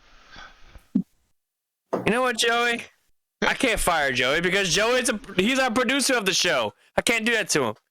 Because without him, we wouldn't have that super sick, badass thumbnail that he made featuring Breslin. Was really cool. I was just going to pull the profile pic and just slap the WOK logo on there, and there you go, bam. Hey, and motherfucker, I came up with the title for that thumbnail, all right? We all collaborated. You see that? That's great teamwork. Because Nick sent me something, and I don't remember what it was, and it wasn't bad, and I was like, Supernova. It was Supernova. That's what it was. That was the original name. Yeah, and I was like, Soaring with the Supernova, and he was like, that's it. There you go. And it's funny, the way I actually got that name was so random. I didn't even come up with that. It's like a kid. Well, he's not a kid. It's a guy in some of the companies. Right. He just he does a lot of interviews, and he called me. He was like, he's the Supernova, and I was like, okay. I'll take it. Diamond Dallas Page, he gave me the nickname Slick Nick because if you check out the channel, he actually did a shout out for our podcast. I met him. Oh. I met EDP, I want to say in February or March. It was around that. It was Revolution Weekend. It was Revolution Weekend. And I wanted him to be the very first guy I met. Dude, when I tell you I was marking out, oh my God. And then it's you can actually have him do a video for you. And it was $100. I'm like, fuck it, I'm going to do it. Why the hell not? So Ooh. here's the thing. Well, we're actually watching the wrestling show, and this jackass over here, hey, tell DDP, tell DDP to do a shout out. Like, Dan would not, like, he would blow up my phone. Nick, do a shout out. Nick, go to DDP, do a shout out. Joey with the damn, hey, look, Nick, you know this guy? Do it. Tell him to do it. Like, he's in a gym. Like, I'm going to get it. Just let me finish watching the wrestling. So I finally got DDP, and that's when the video was made. And seeing him do it live is such a really cool thing. And he actually gave me Slick Nick, and I'm like, well, I wasn't going to use that name, but okay, whatever. I guess I'll go with what DDP said. Whatever works. Fuck it. So, yeah. But yeah. Yeah, I think I did what's that shout out app? Cameo. Cameo, yes. I have so as you know, I started with AWF and then we stopped, and so when I started getting back into training and I finally knew I was going to make my debut in AWF, even though at the time I was already wrestling for APW in Pensacola, I went and I had Danhausen do a cameo for me, and so there's a video. It's never even posted. I've never even posted it because I sent it to the guy at now my best friend, but at the time he was just the promoter and he just forgot, and it's never been posted, but it's literally Danhausen saying like, Breslin making his return, you will fear the Breslin and all this stuff, and like, you know, the whole gimmick. Yeah, very evil, and he was like, I think he said, and then he ended it with, now give me money or something like that, give me the money. Hey, yeah, he's really popular. He asked for your teeth. Yeah, he's really popular on Cameo. Oh, he didn't ask for my teeth. Okay, I don't willingly give it to him, though. I'm a huge Danhausen mark. I love Danhausen. I actually got 2 Danhausen shirts. Actually, one's a shirt from Pro Wrestling Tees, and the other one is from Pro Wrestle Crate. Whoa, wait, whoa. Wait, what were you saying, Dan? If you want a good Danhausen interview, him and Chris Jericho did a 35-minute interview, and it is the most amazing interview. They talk about how they headlined the Tokyo Dome 5 times together. It's the greatest interview I think I've ever heard. It never gets old. Oh, Skater Cop just said, Breslin! And when did Danhausen have a shirt in a crate? I must have missed that. October. So it was Evil Uno and it was Danhausen. So the thing was, Danhausen had a comic book. Dude, I love his TV. Jesus Christ, that thing is huge. Is that like your man cave, bro? This is my bedroom. Oh, wow. That's a big ass bedroom. Jesus Christ. Yeah. It almost looks like the bedroom from 65. Nice. Bro, you got a 60. I got a 60. Nice. That's badass. It says, where does it say? It says, up yours. Yeah, as you can see, so this is kind of like my setup in a way. So I have, oh, Stone Cold Steve Austin. What? I got a Stone Cold Steve Austin poster. What? I think I'm looking at the sun. I'm showing my armpits. What? And I have the other picture of Stone Cold Steve Austin taking a Stone Cold Steve Austin. What? And then I got like my Pentagon stuff and more figures. Oh, that's the figures you gave me. Never mind. Badass. And I got my 60-inch TV. Random. And like this is all my retro stuff, which I actually show you because I'm gonna do it. Why the hell not? My N64, my Nike shoes, my PS1, PS2, N64, my Sting collection, my internet modem, and all the other bullshit. Anyway. I'll tell you what, before the end of this, I'm going to give you the whole scam of my room so you guys can see the things I collect. Oh, Jesus. Well, I can tell. Minus my wife's random flowers scattered around. I feel like she would put like some rose petals to lead into the bedroom. Like, hey, look, this is where you got to go to. Oh, wow. I named them all Mitch because of John Moxley. All of her plants are Mitch. How do you feel about that Insane Asylum match back in, was it 2016? Was it Jericho against Dean Ambrose? I watched it. I watched it too, and I'm gonna be honest, I actually liked it. Yeah, I thought the match was great. I actually I picked this up today from the library, Moxley's book. Oh, Oh wow! Ooh. Is it good? A buddy of mine has it. I haven't started reading it yet. Oh, then why the hell you have a bookmark then? What's with the bookmark? It's just in there. I didn't want to lose it. Oh, why the hell? Anyway, Man. go ahead. Oh, Jay says appreciate that. Thank you. So he's talking to you, Joey. Yeah, up yours, Jay. Up yours. I know you're watching. Up yours. Anyway, so we're getting at the end of the show. This is a long ass video, by the way. I was not expecting this to be a damn near 2-hour podcast, and I feel the worst for Joey because he's got to edit all this nonsense and all that. So, with that being said, John, I appreciate you for coming on the show. Thank you so much for being our very first wrestler on the show. We got plenty more where that came from. Next week's guest is a leader of a certain nation. Cena is going to be here. John Cena is coming here next. Or it could be Farouk. He's a leader of a certain nation. John might know who I'm talking about. It's Moose. I know him. I kind of know him pretty. John. Yeah. John, shut up! Don't say nothing. Just there you go. Good job. Anyway, I'll tell you this: he's the king of the ribs. That man ran. Oh my ribs God, like is else. he? If you thought this episode was great, tune into next week because we're gonna have myself, Stagger, and him, and not Dan. Cause screw Dan. No, I'm picking. I don't know about that. I mean, he ribs, but he's not that entertaining. He's not as entertaining as myself. Nah, we're gonna see. We're gonna see on that one because this. I still gotta tell. I will say at some point, maybe when I come back, I have something to say to Joey about that Dustin and CM Punk match. But go ahead and say it now before we end the show.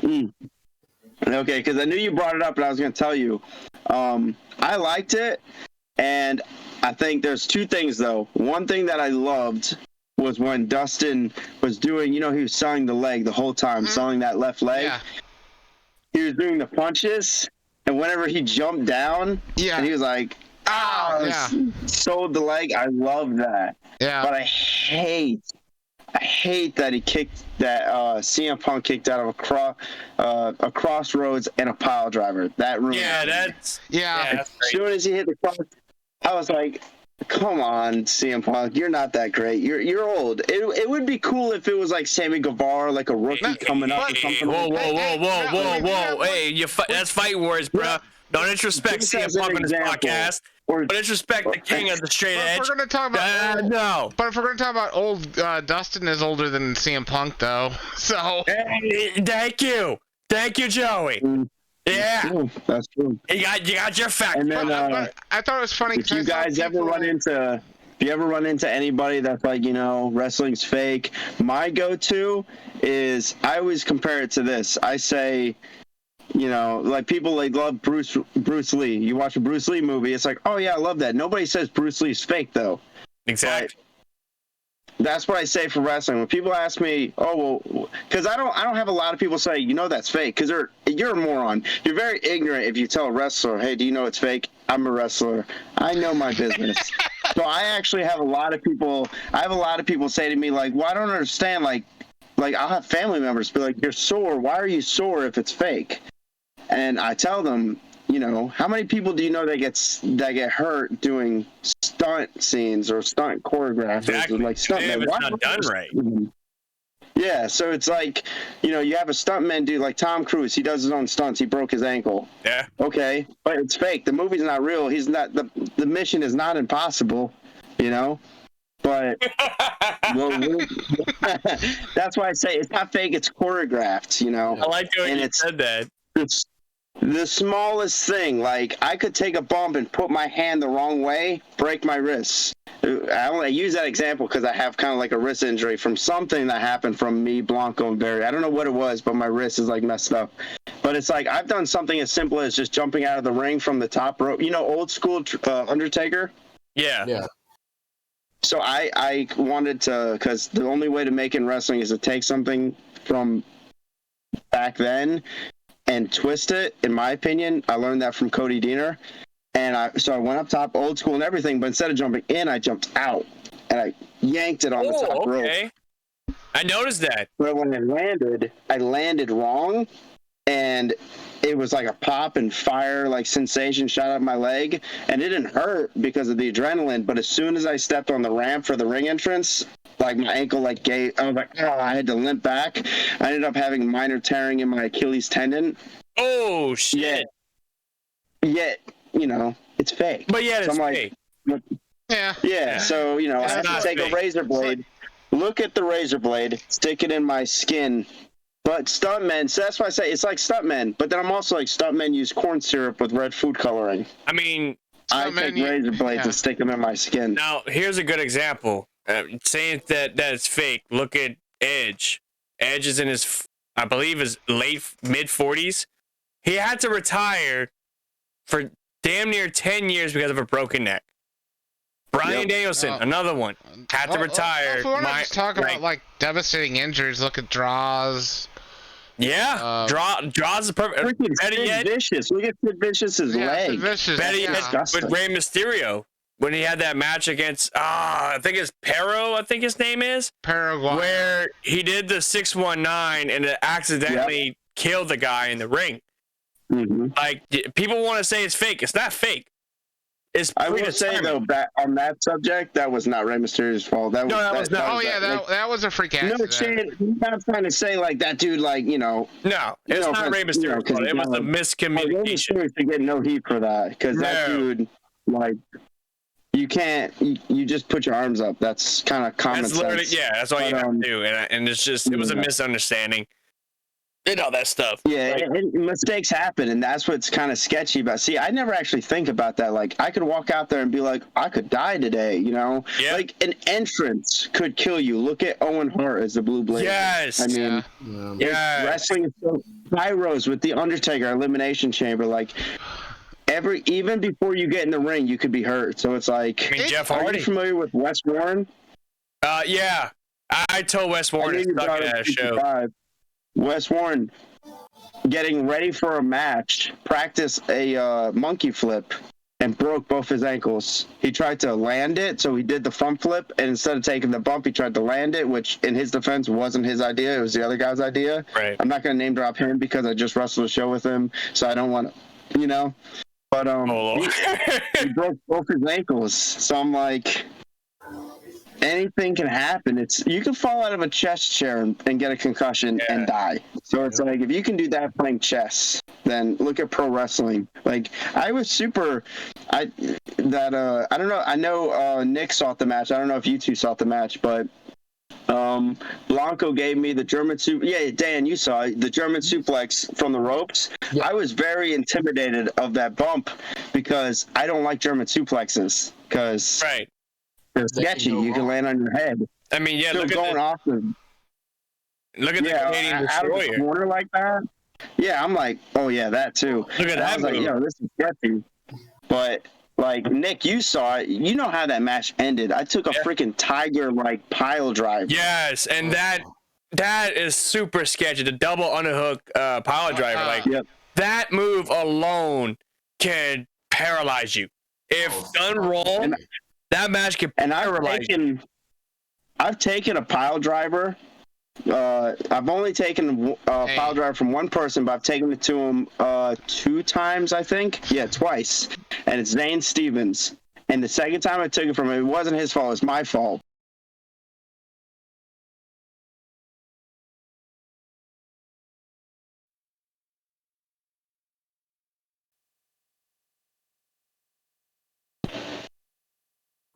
I don't do that because if you slip, then you're taking a pile driver and you're gonna die.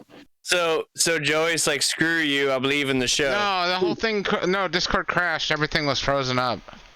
Oh boy. Yeah, mine kind of went away for a second too. So yeah, that's pretty much Discord saying you gotta hurry up, motherfuckers. Take it forever.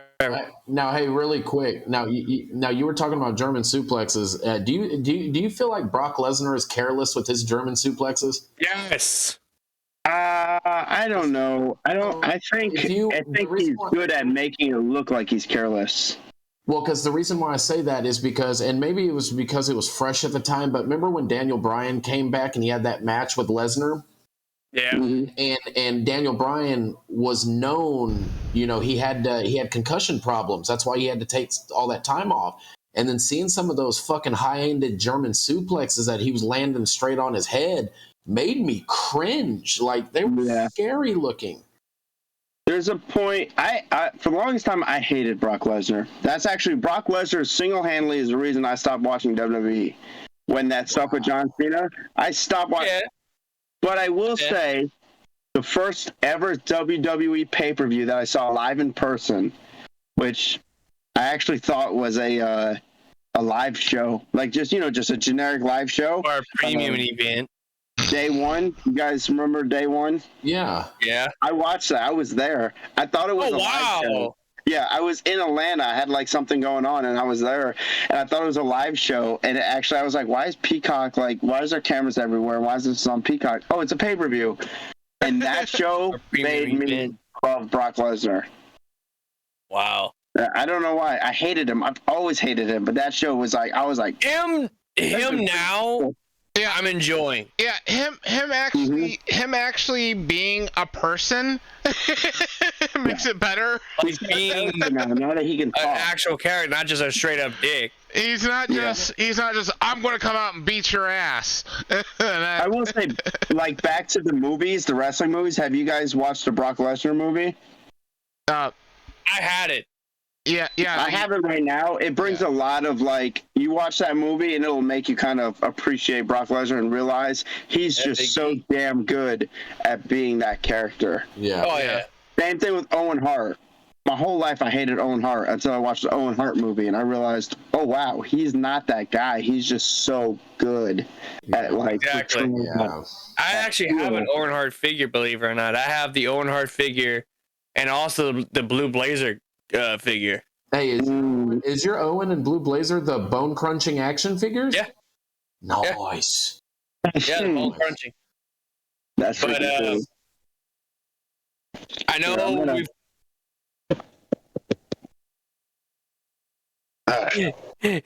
we're live, pal. Yeah, we're live. Oh yeah, before the end of the show, he's gonna take us a tour over here.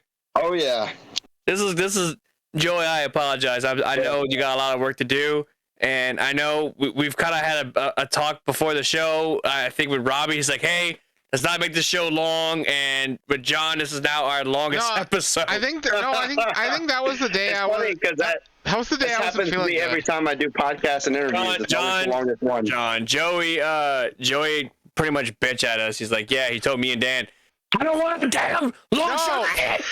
That was the day I was sick. Oh. Wow. Lead us on a tour.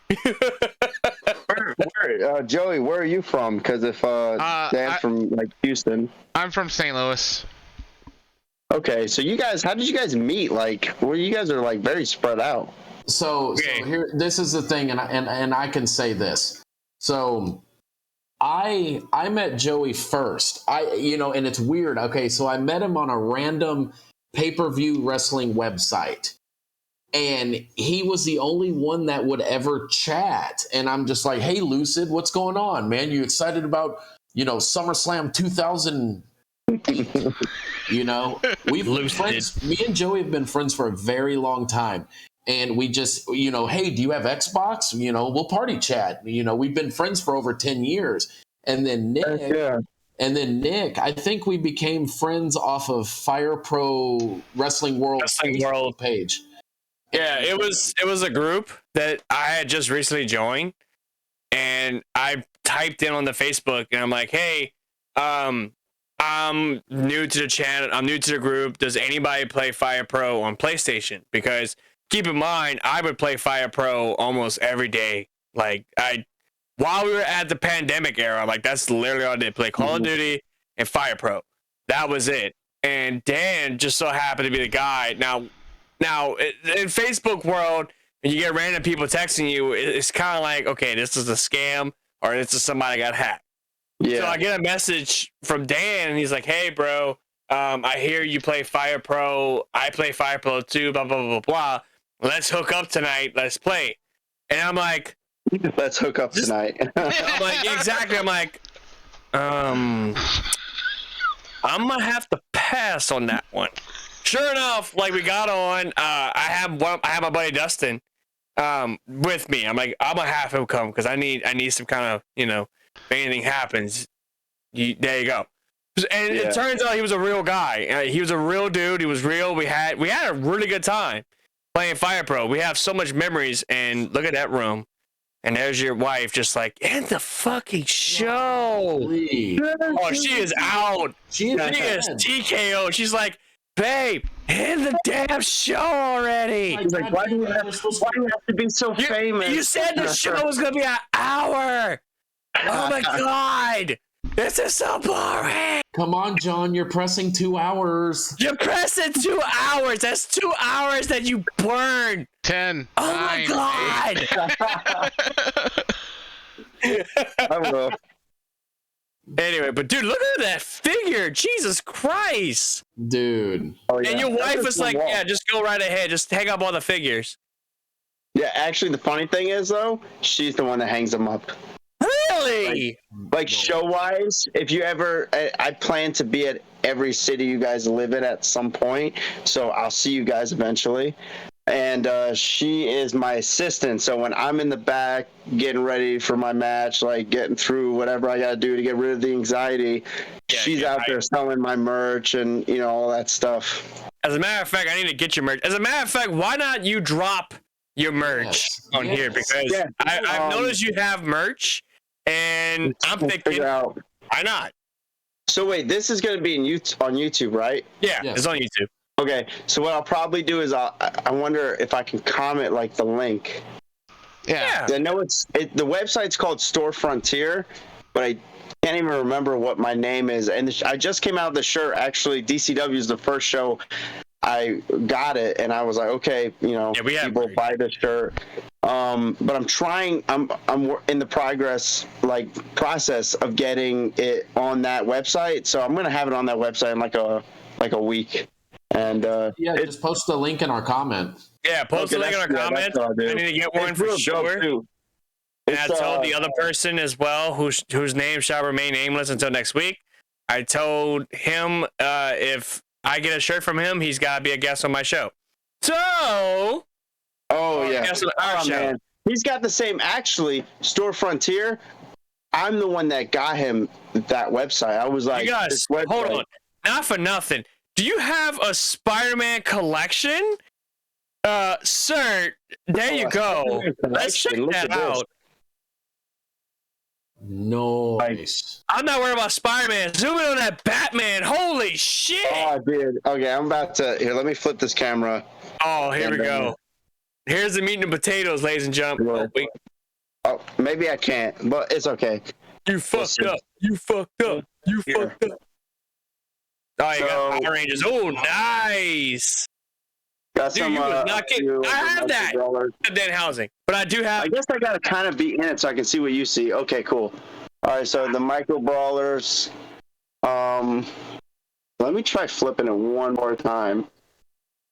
Oh, okay, perfect. There we go. Because I was like, I'm not gonna be able to do that. I'm gonna fall over.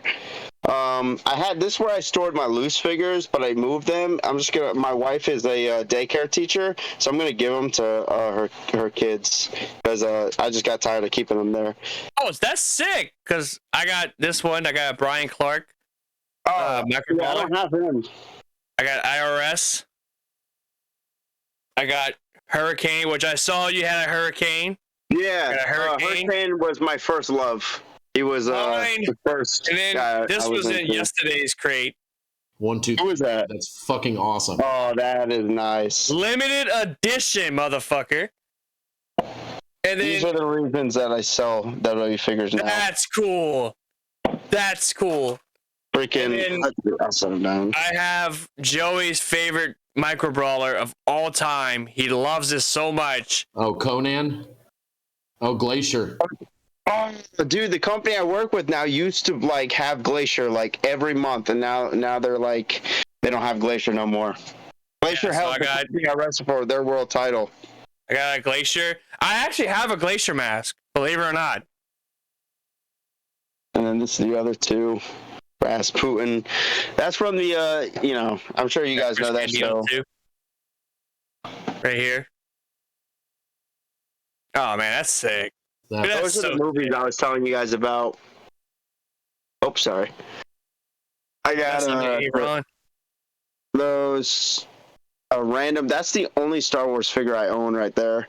Oh wow. Yeah, I got it Yeah, because fact. I watched a lot of figure hunting videos, and they said that it was rare, so I saw it, I got it, and I actually like raised my least favorite like Star Wars. If there was two people I could kill, I would kill Rey before Jar Jar Binks, without a doubt.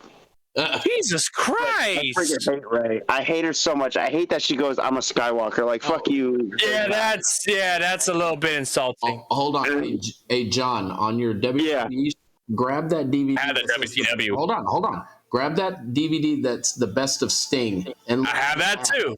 There's a fake Sting on the back of it. Yeah, I know, right? Yeah, I saw that It's not too. even freaking Thing. That one right there. Yeah, Yep. that's That's the one. Yep, that's I Jeff hate Farmer. that. I also have this one. I like this one. Yo, you got I got pulled TNA? out. Are you serious? Oh, dude, I got everything. This is gonna be a long podcast. This is like his. Yeah, that The movie- man behind the is it the man behind the mask? Yeah, it's kind of like he's forget it was the like name of it. like his I guess like his testimony movie. Yeah. When he became a Christian. Oh yeah, I forget the name of that movie. I think it was, Is that the animated series? The full series? I think this one. It is. Yeah, I actually just got this like 3 days ago. That's kick ass. Holy shit. They're coming out with the NECA Slash. My wife bought me this, and she knows I love Blue Cow Batman, so she got it. And I was like, I actually wasn't gonna get it, but she was is like, that "Well, the we're gonna get Batman it." Robin figure behind the Batman? That's a model, Yep. dude. Dude, I freaking- actually remember that. I leave it in the box remember because that. I would never be able to know how to do that. I got this where Yes. closer to where you live, Nick, like Louisiana. I got it in Slidell. Oh, nice. Okay. They got Omega. I Toy actually Store. live about like I believe an hour away from Slidell. Oh, dude, I they live have 2 three hours away places from New right next to Orleans. each other. Dude, so that's a nice Robin right there. Robin, my wife bought me that one. Nightwing, and Dick Grayson are my true love. So when you said, I forgot, you said Damian Wayne. So the cape, yes, is Damian Wayne, but the gear is Dick Grayson. Okay. So, hey, 'Cause I'm just- John, I got a question for you. Were you an Arkham Knight fan? Oh yeah. I love the Arkham Knight. Well, there you go. I got that Sting That's too, awesome. as a matter of fact. Yeah, because I Arkham Knight had a 50-50, people, you either loved it or you hated it. I hated that game. Really? See, I have that Sting. Oh, dude, he's got Dude, that Bulldog. thing. That thing is expensive. Dude, you got. Whoa! Wait a minute! which You got one? Juggernaut and Colossus? Bro, I literally only. So this is so funny. This is $95. I only bought that because, like my trainer Lucha Lacora is a big Juggernaut fan, and I bought it just to rub it in his face. Because every Venom figure I own, I would send him the figure, and he'd go, "Oh, he's Puerto Rican." He'd go, "Oh, I got it." Hey, John, let me show you something. Let me get it loaded up, and I want you to look at my screen on my phone. Look at this. Okay. Check it out. This is what I got for Colossus. Not even open yet. Look, I got Not you even one open. better. I got you one even better.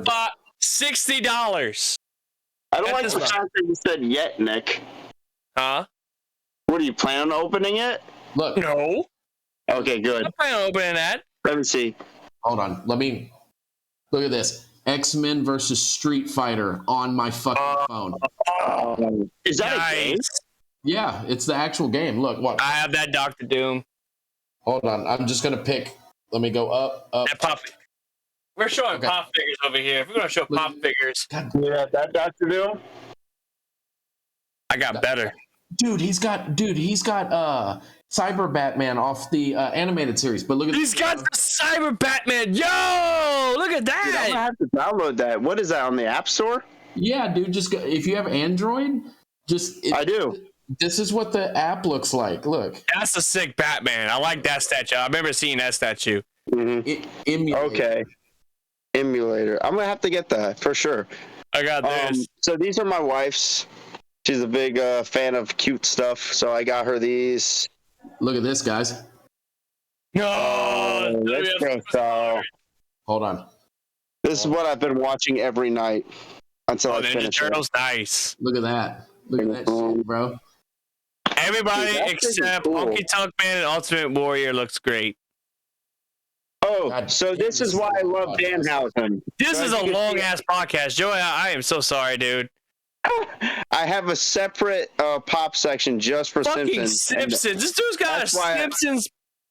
Well, so I love Danhausen is that all because he loves Simpsons? Simpsons. Yeah. This section right here is all Simpsons. I think. Yeah, and then you got Lad right there. My PS5. Lucha is helping me get that. My fireplace. That's nothing. More Simpsons. More pops up there.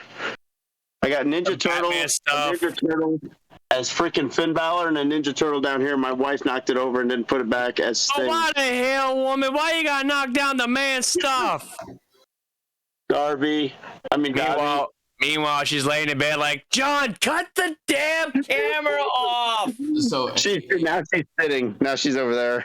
Oh no, okay, I'm awake. Hey, John, hey, What's up, Dan? Go back to that Batman, the one where he's got the half robot face. That's Oh yeah. Almost got that pop figure. hold on, because that one is from his silicone. That's from the animated series. Yeah. The episode is called His Silicone Soul. That's my favorite episode of Batman the Animated Series. That's a damn good episode too. There you go, Dan. Oh, I had the complete series, DVD, Blu-ray, digital. I got the whole series of HBO Max. Here are the Martian Manhunter. These are just the NECAs. I won't open them for Joey's sake. That's where I keep more of my movies, but I have a shoelace there. If you guys are Venom fans, there you go. Oh, golly. Yo! Yo! Me and John are the best friends over here. Son of a bitch. I swear. Oh my god. He's got more Venom shit. So Speaking this... of Venom, I see that. That's this wall... I had that Deadpool. I had that Deadpool. This, like the Hulk, this Hulk, because I'm a big Hulk fan, so I'm going to keep these Hulks, and my wife got me that, so I can't. But all from here, Cyclops over and down, I'm actually selling those. I'm selling all of those except for the three in the middle. Dude, that Venom is freaking sexy. I fucking love it. This is the Marvel vs. Capcom 2 Venom. That's bad. And then, did you show them? It'd be. I don't want to make the videos too long, so you don't have to put it in the podcast. But at some point, you got to send them if you haven't yet that gear, because that right there. Yeah. That's bad. Yeah. And then Joey, I am so sorry, Joey. So my T-shirt is it's a Marvel Legends action figure, but with me in it. That's what the T-shirt is that I dropped at the DCW show. More animated series. Honestly, I wouldn't mind seeing you do a Nightwing attire, but it's gotta be the red. I have so much thing. That one, Nightwing, just like that one right there. Nightwing. Just like that one. I have a lot of Nightwing figures. Those are like the that's Toy Biz Marvel Legends, and then I have a whole wall of DC. Jesus Christ, that's a badass collection. Dude, man. I want to start collecting Batman stuff. I tell you that. You got the Cody Rhodes. Yep. Oh. Hey, go up. Finn Balor, nice. Hey, Signed by Finn Balor. Hold on, what's that Kane on the top? Is that Kane? Oh, that's actually Undertaker.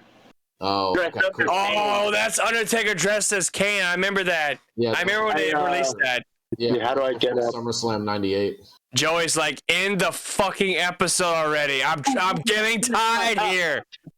I actually met Jeff Hardy and had him sign that for me.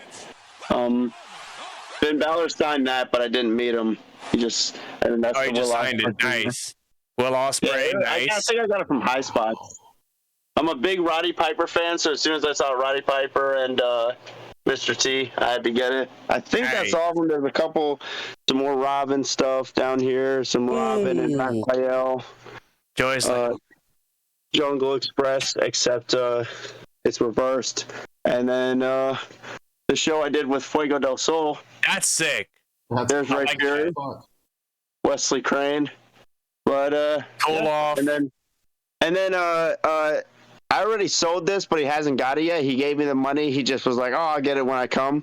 But you were talking about Mustang Mike, and actually, me and Mustang Mike were talking about. We were talking about deals about me giving him this. Right. But I guess we never came up to nothing. I probably would have ended up just giving it to him just to be like, "Here you go. Like, come on, put me in GSW." Yeah, exactly. Mike, But, if you're watching this, Mike, book this man because I need to meet this dude. Mustang Mike, if you're watching this, I'm Lucha LaCour's rookie, and I think that's all I need to say at that point. Exactly. That's all you need. That's all you need to do, bro. But we went way past our limit on the show, and Joey's got a lot of work to do. You said you like that figure. I actually have one in the box as well. Bro, you gotta send that my way.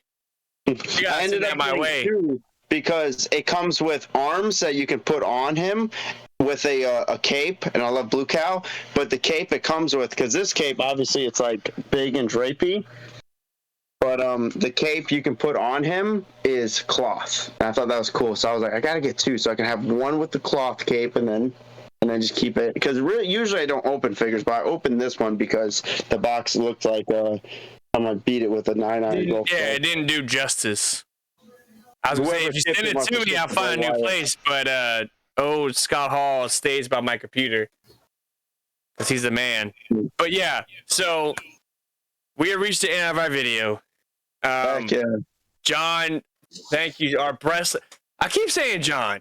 Breslin, thank you so much for being a guest on our show. We're definitely going to be doing it. As long as the announcers don't say it, I'm good. I don't mind.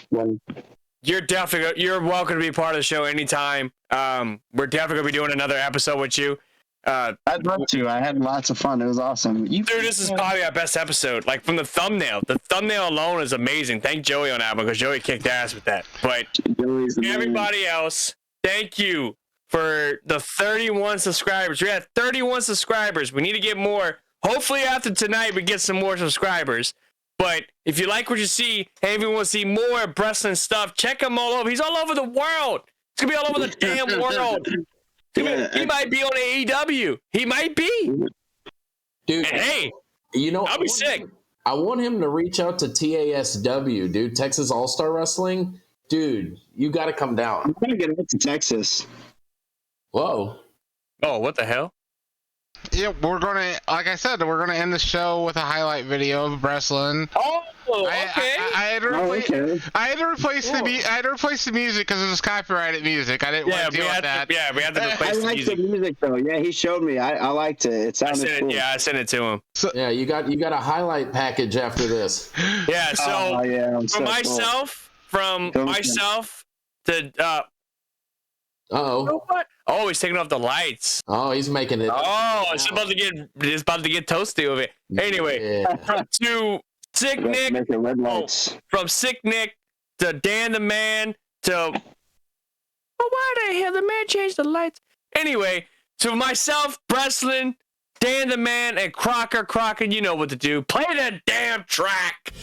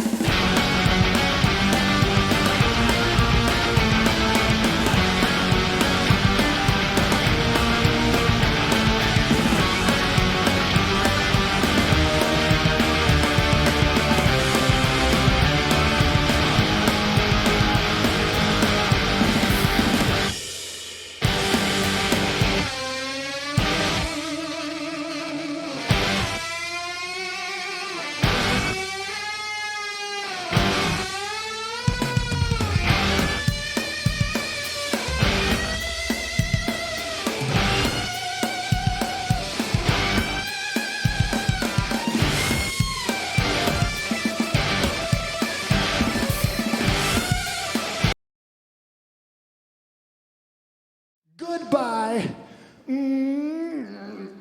Mwah. And good night.